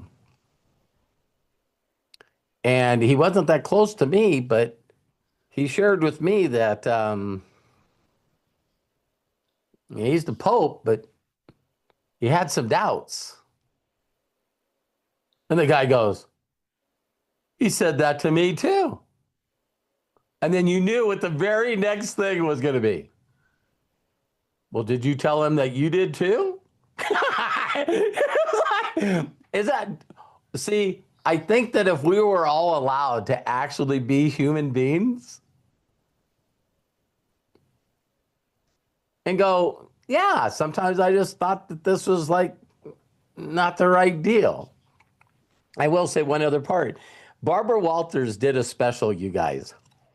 And I believe that it's called, you could find it on YouTube, but she did a special on heaven. And so what she did is she went out when she was at the height of her interviewing, and she went to the highest level she could find, and all different religions. And the one that I remember like it was yesterday is when she was talking to I think it's the Dalai Lama. And she walks up to him and she says, am I allowed to touch you? And he goes, of course. He goes, do you want a hug? She goes, I'd love a hug. And he gives her a hug and he goes, why did you ask that question? And she said, well, I don't want to get anybody in trouble, but I was told that I wasn't allowed to touch you. And he said, well, I thank you for asking me because you can.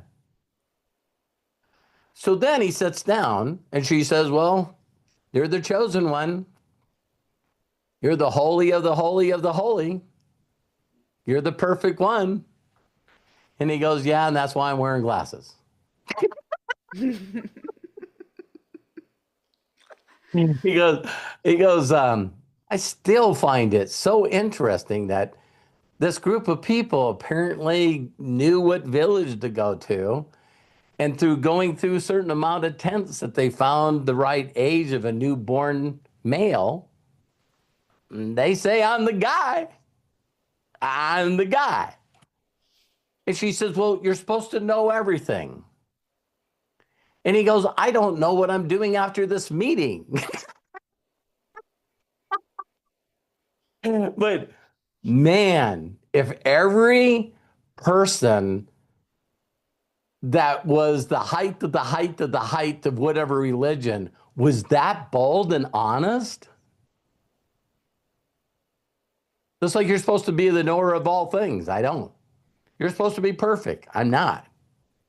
Why was it you? I don't know. and he wasn't embarrassed to say this. And knowing that what a billion people that look at him is the dude. And he's going, I don't know. That's what I really, really loved about that. Because he just kept going from, all these top people and going, listen, you're the person. Everybody says you're the person. They're like, I'm not the person. Wow. So, Wow. yeah, Melody, I love you. I love you too. And Robert, since it's Sunday, and I feel like, this is my church. Um, you were talking about, how our thoughts, how, thinking about wishing you can smack that person or whatever.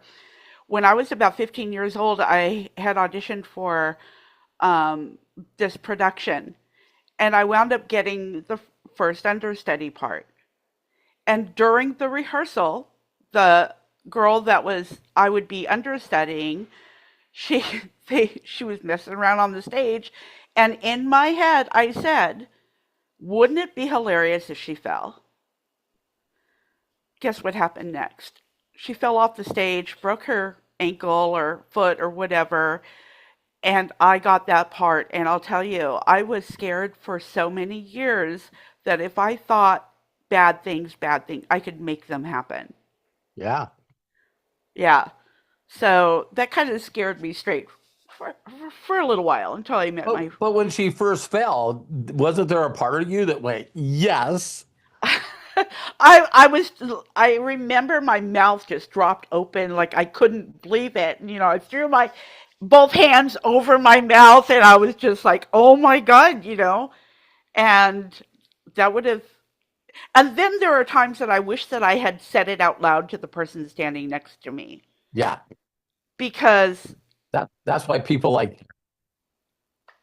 yeah. So I'm not that person anymore.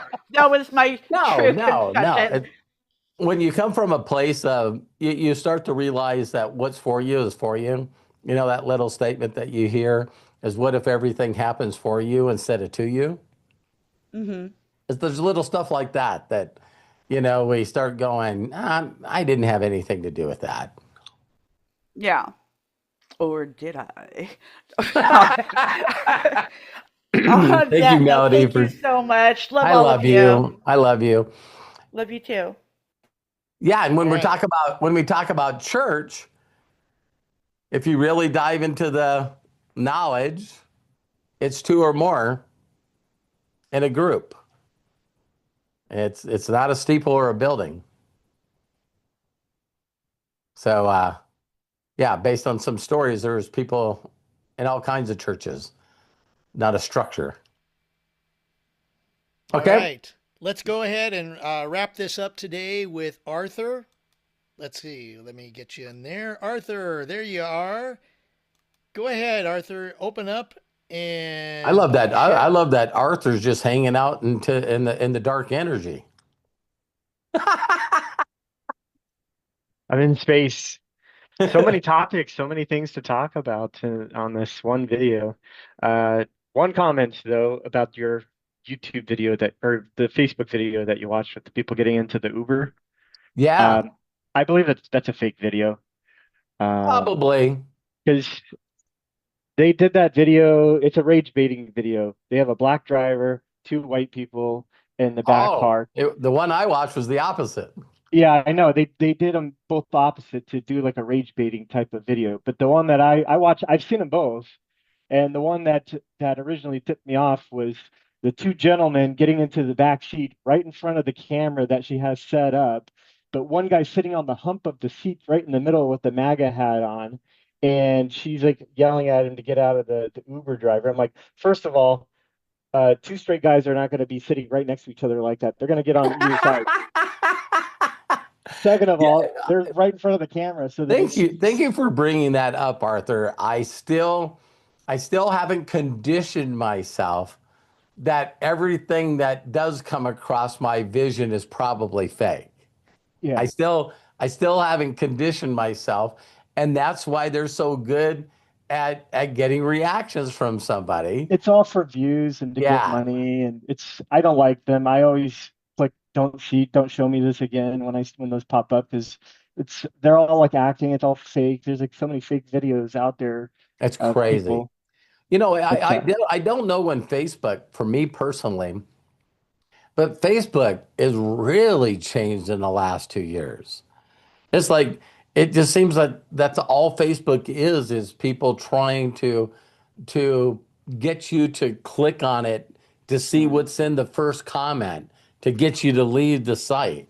It's like it's crazy. It's just yeah, crazy. I made a comment on Prince EA's page the other day. I'm like, does he even run this page anymore? Because there's no videos of him doing any videos anymore. It's just all these like clickbaity things to click on a link to go to a site. I'm like, I don't even think he runs that page anymore. And it's Yeah, just like, right. oh, Just sold just showed his influence, yeah, for $10 million or something, and let somebody else take it over. that's what I'm thinking. But a couple of things that you said on this, well, a lot of things on this call. The one thing where you're talking about the the particles, how Yeah, they can yeah, interact with each other. That's called quantum entanglement, yeah, yeah. where it traverses time and space. It doesn't matter. One will affect the other. And they see that when like particles are zooming in and out and they're like all over the place. And sometimes they're at the same place at the same time. Very weird. And do you remember what Albert Einstein called it before they proved it? Einstein actually, if you look that up, you can if you want while we're here. But Albert Einstein, when he called it, whatever theory he called it, he was saying that this is so out there. I don't, it's like, he called it like a strange theory. And it was something that he said, it's like I know this, but this would really be out there. Yeah. So to think that someone was willing to write down a hypothesis, an idea that I believe if someone could do this experiment, this was what would happen, but that would be like way out there. Well, have you ever heard of the double slit experiment? Say that again. The double split experiment? No. They shoot a laser light electrons through two slits. When it's observed on the other side of the slit, you see the two lines. Oh, yes, yes, When you're yes, not yes. recording or looking at it, it acts differently and it creates these waves, light waves behind it. People are up against the wall looking at it, looking in the If wall you and look at seeing. it, it looks different. When you're not looking at it, it's totally different, which is kind of strange. And I don't think that like anybody knows. I I'm coming to the firm belief that nobody knows anything, Yeah, um, especially with religion. Like right. my big thing about religion is what is the oldest religion in the world? Some say that it's the Hindu religion because it's like 9,000 years old. What happened before that?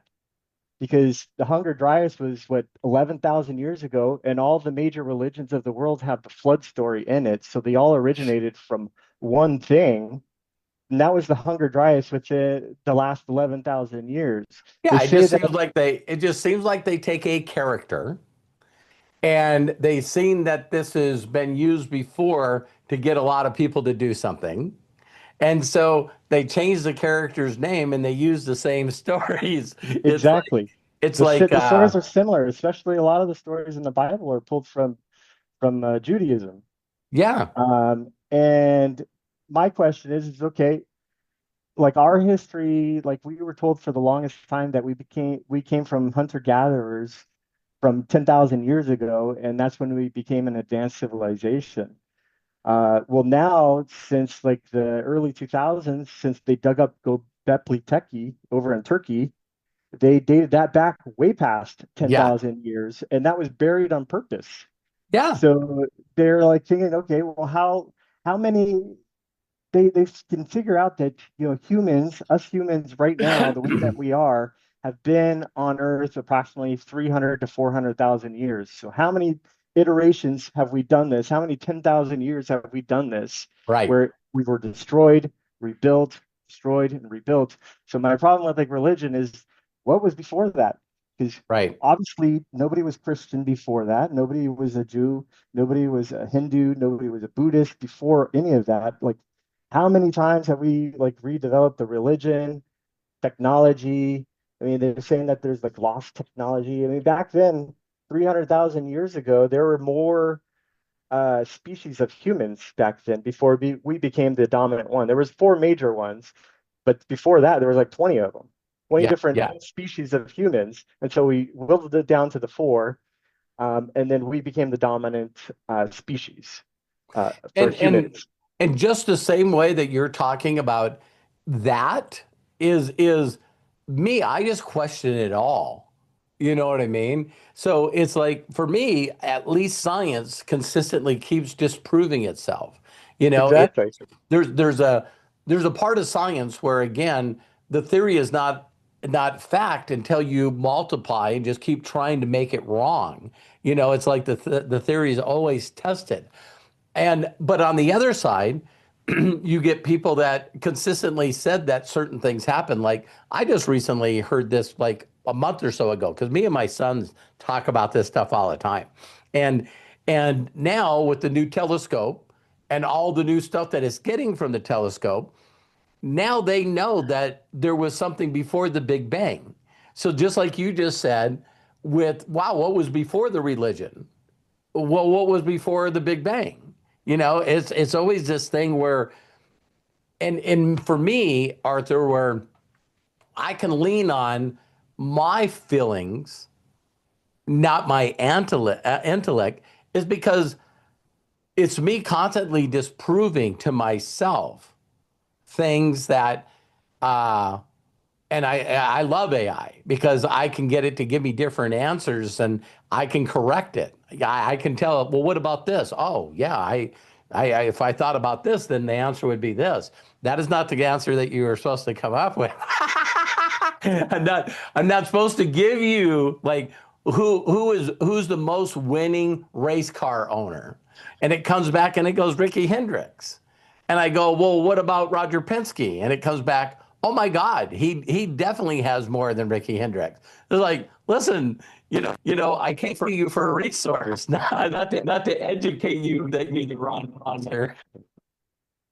Yeah, I mean, So I'm kind of similar to you in the fact that I'm like really interested in like how people think, the beliefs, the universe, how everything like works and yeah, stuff. Like I put it in the comments here earlier that I believe that most religion, you're the religion that you are because of the geographical place that you grew up. So if you it were it born has in it has so much to do with the people that we hung around the most. Yes, so if you're born in India, my example is you're going to be a Hindu. Right. And to reinforce that growing up, your parents are practicing it. They're, even in like the Christian religion or the Judaism religion, you're growing up and you're repeating these things, these passages from the books. And all that's really is just like an affirmation that you're repeating over and over and over until it becomes and instills into a belief. And it becomes a I strong told my belief. wife this morning. We don't get mad at our parents and our grandparents and our uncles and aunts for this, right? But I had not too many really, really positive memories when I was a child. But one of them is with one of our special guests, which is Santa. All right. So regardless of what homes I was getting put into, that was a general theme. It was sort of funny. I even grew up around people that were Jewish, but they were like, "Hey, we get 7 gifts, but we're also getting one on Christmas." So you could pick and choose which holiday Yeah. that you could get. And so I'm sure every one of us remembers the day that we went, what do you mean the Santa's not true? And when you really, really understood that it wasn't true, and there was a group of people that basically had been lying to you this entire time. We just moved on. I haven't run into a lot of people that go, I'm homeless and I'm a drug addict because I found out my family members lied to me about Santa. It's like, because when you move into this new thought, this new belief, then we have a tendency of hanging around people or finding people that validate and support that belief. Yeah. Yeah. So see, it's like we as human beings are great survivors. We're Yes. excellent survivors. And so if we want to dive into a certain belief or our metaphysical thing or numerology or what sign are you, Arthur? What sign are you? Astrology. It's pretty amazing when people do that they purposely are drawn or attract group of people that go, you know what, you're absolutely right about that, Arthur. And so I'll just share with you one thing that I think I shared with you before because you and I have talked about this, and is I just told my son, when he was young, that one day he's going to meet somebody and he's going to have feelings that are not logical. And every time that he talks to that feeling and goes, I miss her. She's just not around. I wish I was around her. I got a little knot in my stomach. I feel like my heart hurts. You don't have a headache. And I said, so when you get this feeling that you're missing Hannah, or you're just in awe that, oh my God, I'm just so in love. I love being around this person. I want to immediately take that feeling, go to your logical mind, and just call me and explain it to me. Because when that happens, you're going to go, there's no way I can explain this to people. Yeah. I can't explain it. I can't explain it. So I know how much you love animals and cats, right? Yeah. There's been people that are really close to me that have been around me, my close family, and they've watched when one of our dogs died. There's no person on the planet that's more messed up than me. And it's just the unconditional love. It's like you just can't find that anywhere. Well, you know what? For the longest time, the scientists thought that uh, humans were the only ones that had a conscious mind. They can never pinpoint the spot in the brain that actually produces the conscious mind. But now the scientists are saying that animals, in fact, have a conscious mind because they are aware of their surroundings. They're aware of themselves. They have feelings. They are sad when you leave. They're sad when their friend dies. They're sad, they have feelings, so they can feel these things. But I was watching several And there's videos. still probably more people that disbelieve what you just said. I believe they have a consciousness. I Oh, do. I know they have feelings. I know they And sense our feelings. I know they can tell when you're sad. They'll come up and they'll like cuddle you and they can feel it. But what's crazy is that I was watching a couple of videos and more scientists and people are believing that um, we really are living in the Matrix and we are in a 3D avatar, and each one of us are a conscious unit to collect memories and feelings and send data back to the main conscious. Like we're all connected and we're all sending it back to the main conscious source.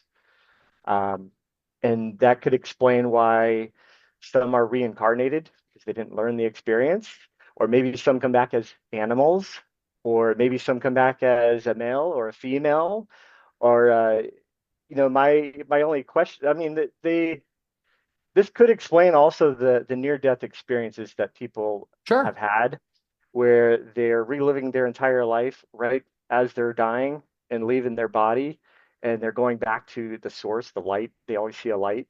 They're Yeah. going back to the source. Um, my only question is that we can't take our memories with us. We can't, like when we go back to the source, we aren't us anymore. Like as we feel right now, we don't Or have memories. are we? I don't know. I mean, So it, that's the a other thing that I you have to think about you too is that like you what about you the are people that talking. have, Yeah, you are talking right now why I felt I needed to step into this. Because when you're talking to people, like when I say this statement, grab onto this one, right? There's a people all over the world that deal in personal development that say, 90, 80, 10, 90, 20, 80, 70, 30. But everyone wants to talk about your attitude and your mindset that has to do with skill. But everyone's guessing. It's like, what percent of your mind are you using? Scientists say you use 3% of your mind. They don't have a freaking clue, right? no, So, measuring IQ and all this stuff is just hilarious how much people feel the need to understand so then they can come up with any hypothesis. And again, if they just step behind it with just the delusional a delusional amount of self-confidence and belief, everybody goes, "Oh, hang on, let's all go down this rabbit hole." You know what I mean? Most of us, when my mentor told me this when I first met him, and he said, "Robert, when you really get how little people think, they would rather die than think." I'm going, BS, that's not true. And he goes, yeah, you probably think you think. And then he looked at me and I went, "What are you talking about?" He goes, "Well, listen, if you're a thinker, it would be easy for you to give me an original thought. Share with me something that just lit you up like a light bulb that you really believe is original thought that came from you." And then you stand there with your mouth open. Like, come up with something, Arthur, that I can't jump on AI or Google and go, yeah, this has been talked about before. In fact, it was written in this book. And also these guys were talking about it on a podcast. yeah, I the thought book you is told called me, I thought you told me that this was your original idea. It's like, well, I don't know where I'm getting all these ideas. I just know I'm there's a book called Synchronicities, and it talks about how all the like there's like been tons and tons of stories and events of where people were coming up with the same invention at the same time. yeah, They had no connection with each other. They knew nothing about each other or that they were even working on it. Where this has like happened. And then like you look at like people like Nikola Tesla, how he was pulling all these different ideas. Like where was he like getting these ideas from? Maybe they were already there. He just pulled them out and made them into like reality. that's Um, that's one of the thoughts that I have. When I first time I heard it from Albert Einstein was when I was a lot younger, and my mind, everything in me just went, no, no, that's not true. And this thing was, and I think I brought it up where everything is always been here. Nothing is created or destroyed. It's all here. Just get on the right sequence and pull it in. And it's like, I'm an engineer. Do you know how much shit I've invented? Seriously, me and a group of people trying to solve a problem. That's what engineers do. So when I first heard it, it was like, no, I created that. It wasn't already here. No one had it before. So it was coming from a place of ego. It was totally coming from a place of ego, that no, you really haven't created anything. You just tapped into something that was already there, and now it's on that race car. It's I like, I think that too because we have you were talking about electricity earlier, yeah, but they have found evidence these pots that were basically a battery. that were made back in when the Egyptians were around. Of So they course. had electricity back then. And a lot of people believe that the pyramids were there before the Egyptians even got there, and that they were energy producers of electricity to Yeah, connect to now the they different found these pyramids. columns, found these columns underneath Yeah. there. Yeah, See, and I'm they fascinated Egypt with that stuff. Egypt the Egypt people don't, or the guy who runs all that doesn't want people to dig, but he can't stop them from scanning from above from satellites. And so they're scanning like all these like different uh, um, passages under like the near the pyramids and things that the Egyptians can't explain. It's like, why are Right. they there? Like, but how much of our history is underneath the ground? Like, how much of it is Yeah. missing? Well, people that watch Joe Rogan, he's always pulling in everyone. Now they're now discovering pyramids that are bigger than the Egyptian pyramids, Yeah, and they're like, wow, they just drained a lake in America, and they found footprints that they carbon dated to 30 or 40,000 years ago. So at some point, there were humans walking, they must have walked across the land bridge that connected Russia to America, because there was a little bit of ice bridge there too. So they must have walked across there at some point, and there were humans in America back then. right. Yeah. So, I love talking about this stuff. I really do. My deal is regardless of what it is, my son and I, we've been to Dr. Amen. We've had our brain mapped, it's it's uh it's pretty wild that people still believe that you can't change your thought patterns, that you can't figure out, how to change your personality. If there's things that you hate about yourself, you can totally rewire your brain.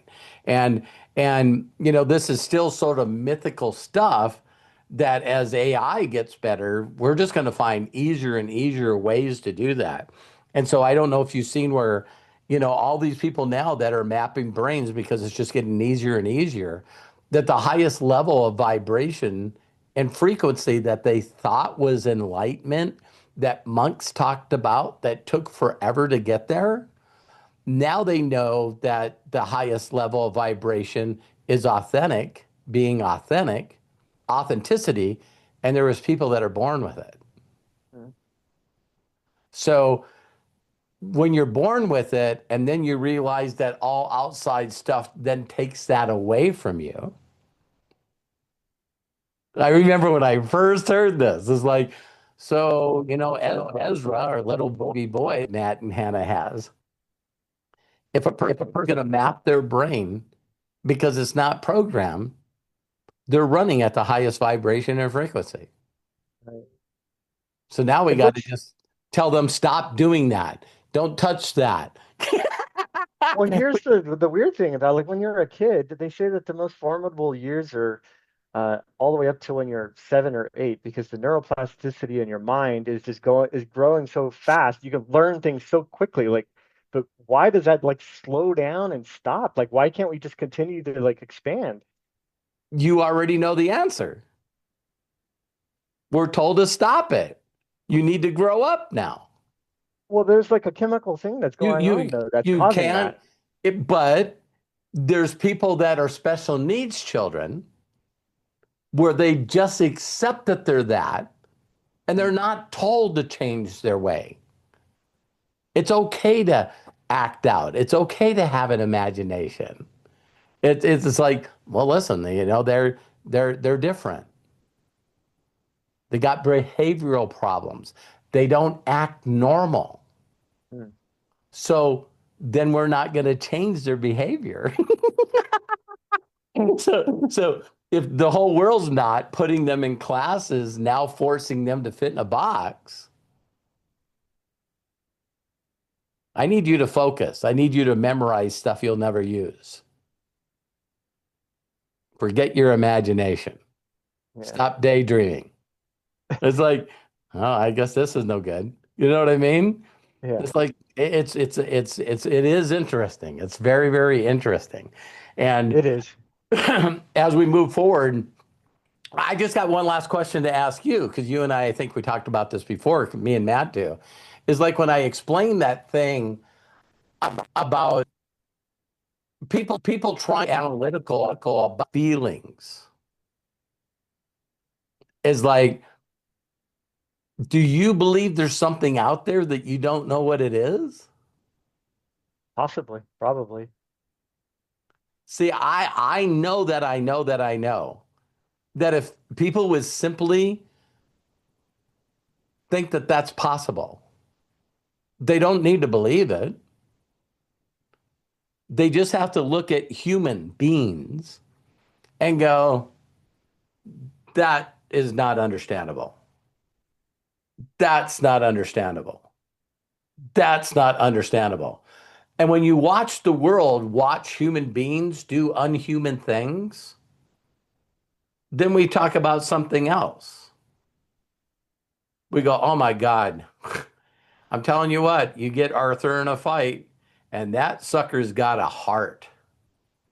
He's got a heart like a lion. They no longer talk about skill. He's not a good martial artist anymore. You hurt Arthur, and this guy's heart comes out, and he ends up finding a way to win the fight. See, because we as human beings don't understand the unhuman things. So when you see a kid I just seen a deal on Sunday morning because I watch it all the time. And this young kid is the youngest person to ever play at this whatever crazy place where you would play a grand piano. And he's this young kid, got a little afro. And he's like, Carnegie Hall? yeah, Carnegie Hall. He's the youngest kid to ever play at Carnegie Hall. Neither one of his parents don't know a damn thing about music. We see this stuff all the time where it just went this went up. From the time he was a baby, he seen a piano, he went up there and started banging on the keys. Yeah, And I was thinking that last week, like thinking like the days of like Mozart and Beethoven, and like there's no composers like that anymore, where they started at such a young age and were writing music and that type of music. Like how did they come up with like all that? Like that's crazy. but there is. We'd rather not hear about them. You know what I mean? Like this guy that someone told me some stuff again. I don't know if it's true, but this guy that Mark Zuckerberg just paid $250 million for as a signing bonus to Oh yeah, pull you it stole over them from Apple, for or AI. yeah, you stole them from Apple, I think. Yeah, yeah. No, I think Chat GPT. Okay. Yeah. But anyway, like the guy that just recently got beat up in Washington, D.C., they called him Big BB. balls. Yeah.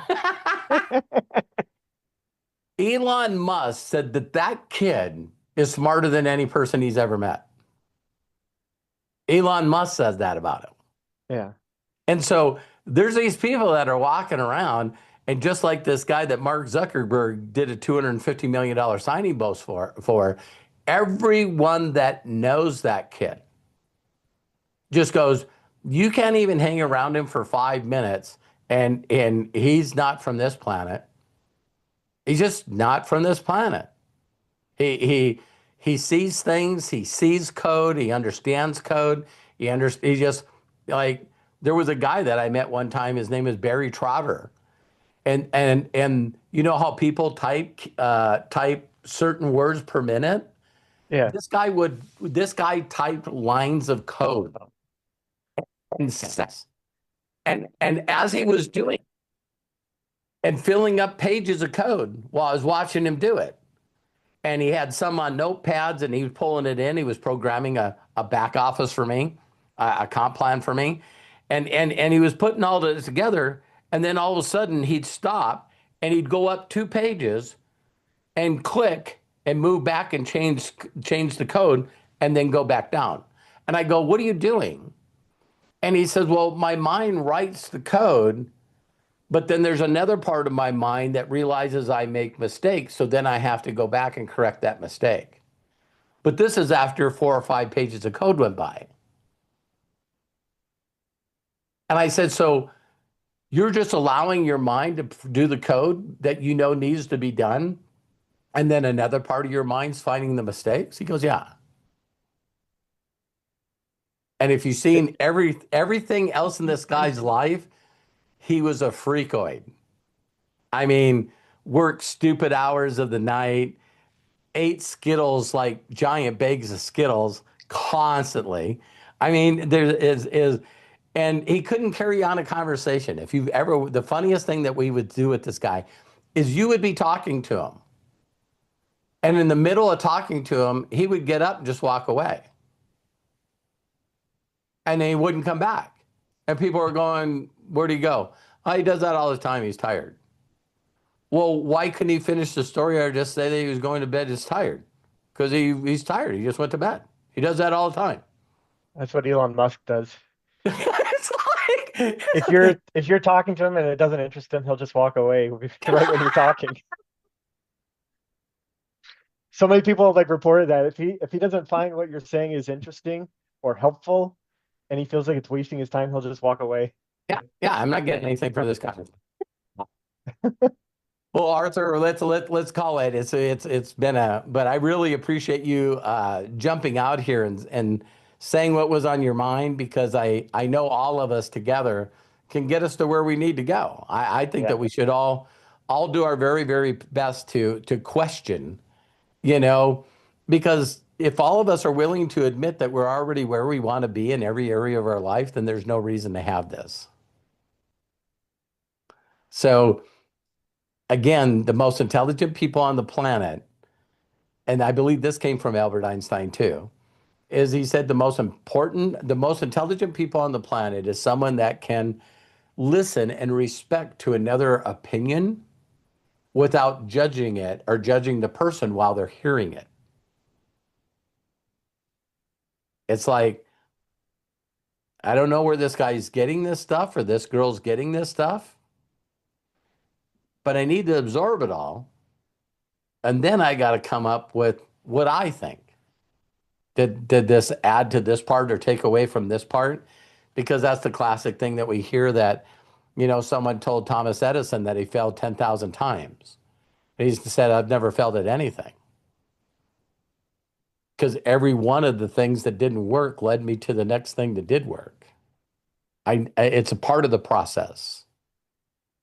And so that's the way I think that we should get gooder and gooder, is for us to be able to grab onto certain thoughts and go, if I was brutally honest with myself, I do not know. If there's anything I'll leave you guys with is telling yourself out loud that you don't know really is wonderful. That's what I say. I don't know. I don't think anybody knows. No, Nobody knows. Yeah. And I like asking myself this question is always, it's not that I need to understand. I need to know what I would think would be the next step. So when I'm trying to solve a problem or figure something out, Matt's been telling me for years that, the people that have very large communities where everyone in the community all loves each other is the new currency. It's without a shadow of a doubt new currency, because people are starting to realize the social platforms that they're on right now, that they're not getting anything from it. You know what I mean? That the algorithms and all the stuff that's behind the scenes and the stuff that you would love to do for people, those social media networks are not interested in just that. They're interested in other things. And so as soon as we see that change, so Corky should be at, 10 million people following, and he should have 10x'd his income. Because the human that Corky is the same human that loves people, and people love hearing him. So there was something that happened with his growth and his income, because his income, he just gives back to people in need. So based on that, he should have 10x what he's supposed to have right now. But there's things outside of Corky's control that's messing up that algorithm. And he knows it. And everybody that's involved with the platform knows it. It's like I look at how could I tell someone today to build influence on any media that I know right now? There was a time where you see I got 150 some thousand people on my Facebook business page. At one time had over 40,000 people on my Facebook group page. There was a time where I was posting on social media and literally getting, thousands of people interacting with it. Thousands, 2, 3, 4,000, just wow. Now I can say that Terry and I just had an anniversary, and that's the biggest thing other than my birthday. And we're talking like out of what, 33,000 followers, I can get 200 people to wish me. That's weird. So that's again why I love where we're going. I make a comment in school, and it's like the only comments that I'm not getting back are from the people that have a 1 next to their name.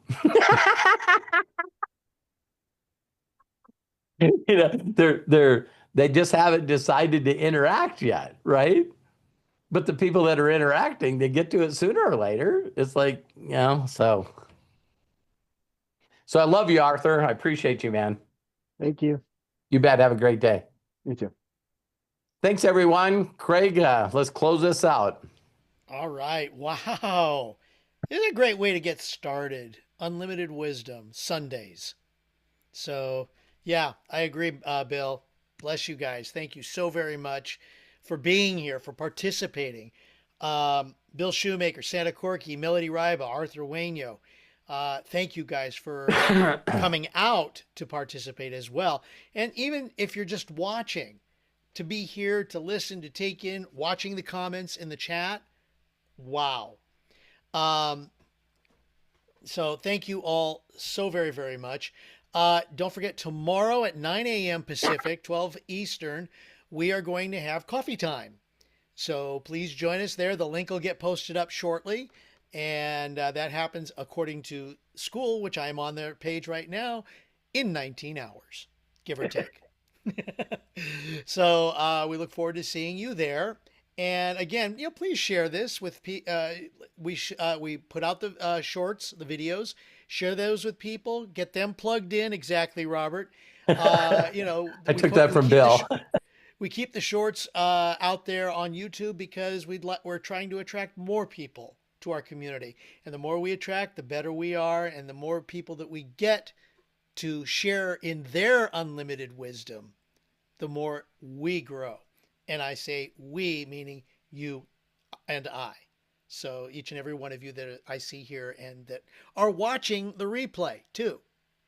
So thank you guys so very, very much. We love and appreciate you. Until next time, please be good to yourselves. Be cash. Bye-bye. And I'm going to go ahead and just unmute so we can all say so long. Have a fantabulous Sunday. So long. Bye, Melody. Bye, Daniel, Chris, Matthew. Thank you so much, Robert. Everybody. Love you, Robert. God bless Shelly, Thank you. Kevin, Thank you. Thank you. Bill, Arthur, Jay, Sarah, and Michael. Thank you, Craig. I love you. Yeah. You're all amazing. You Love bet. you, God Robert. bless you We guys. are.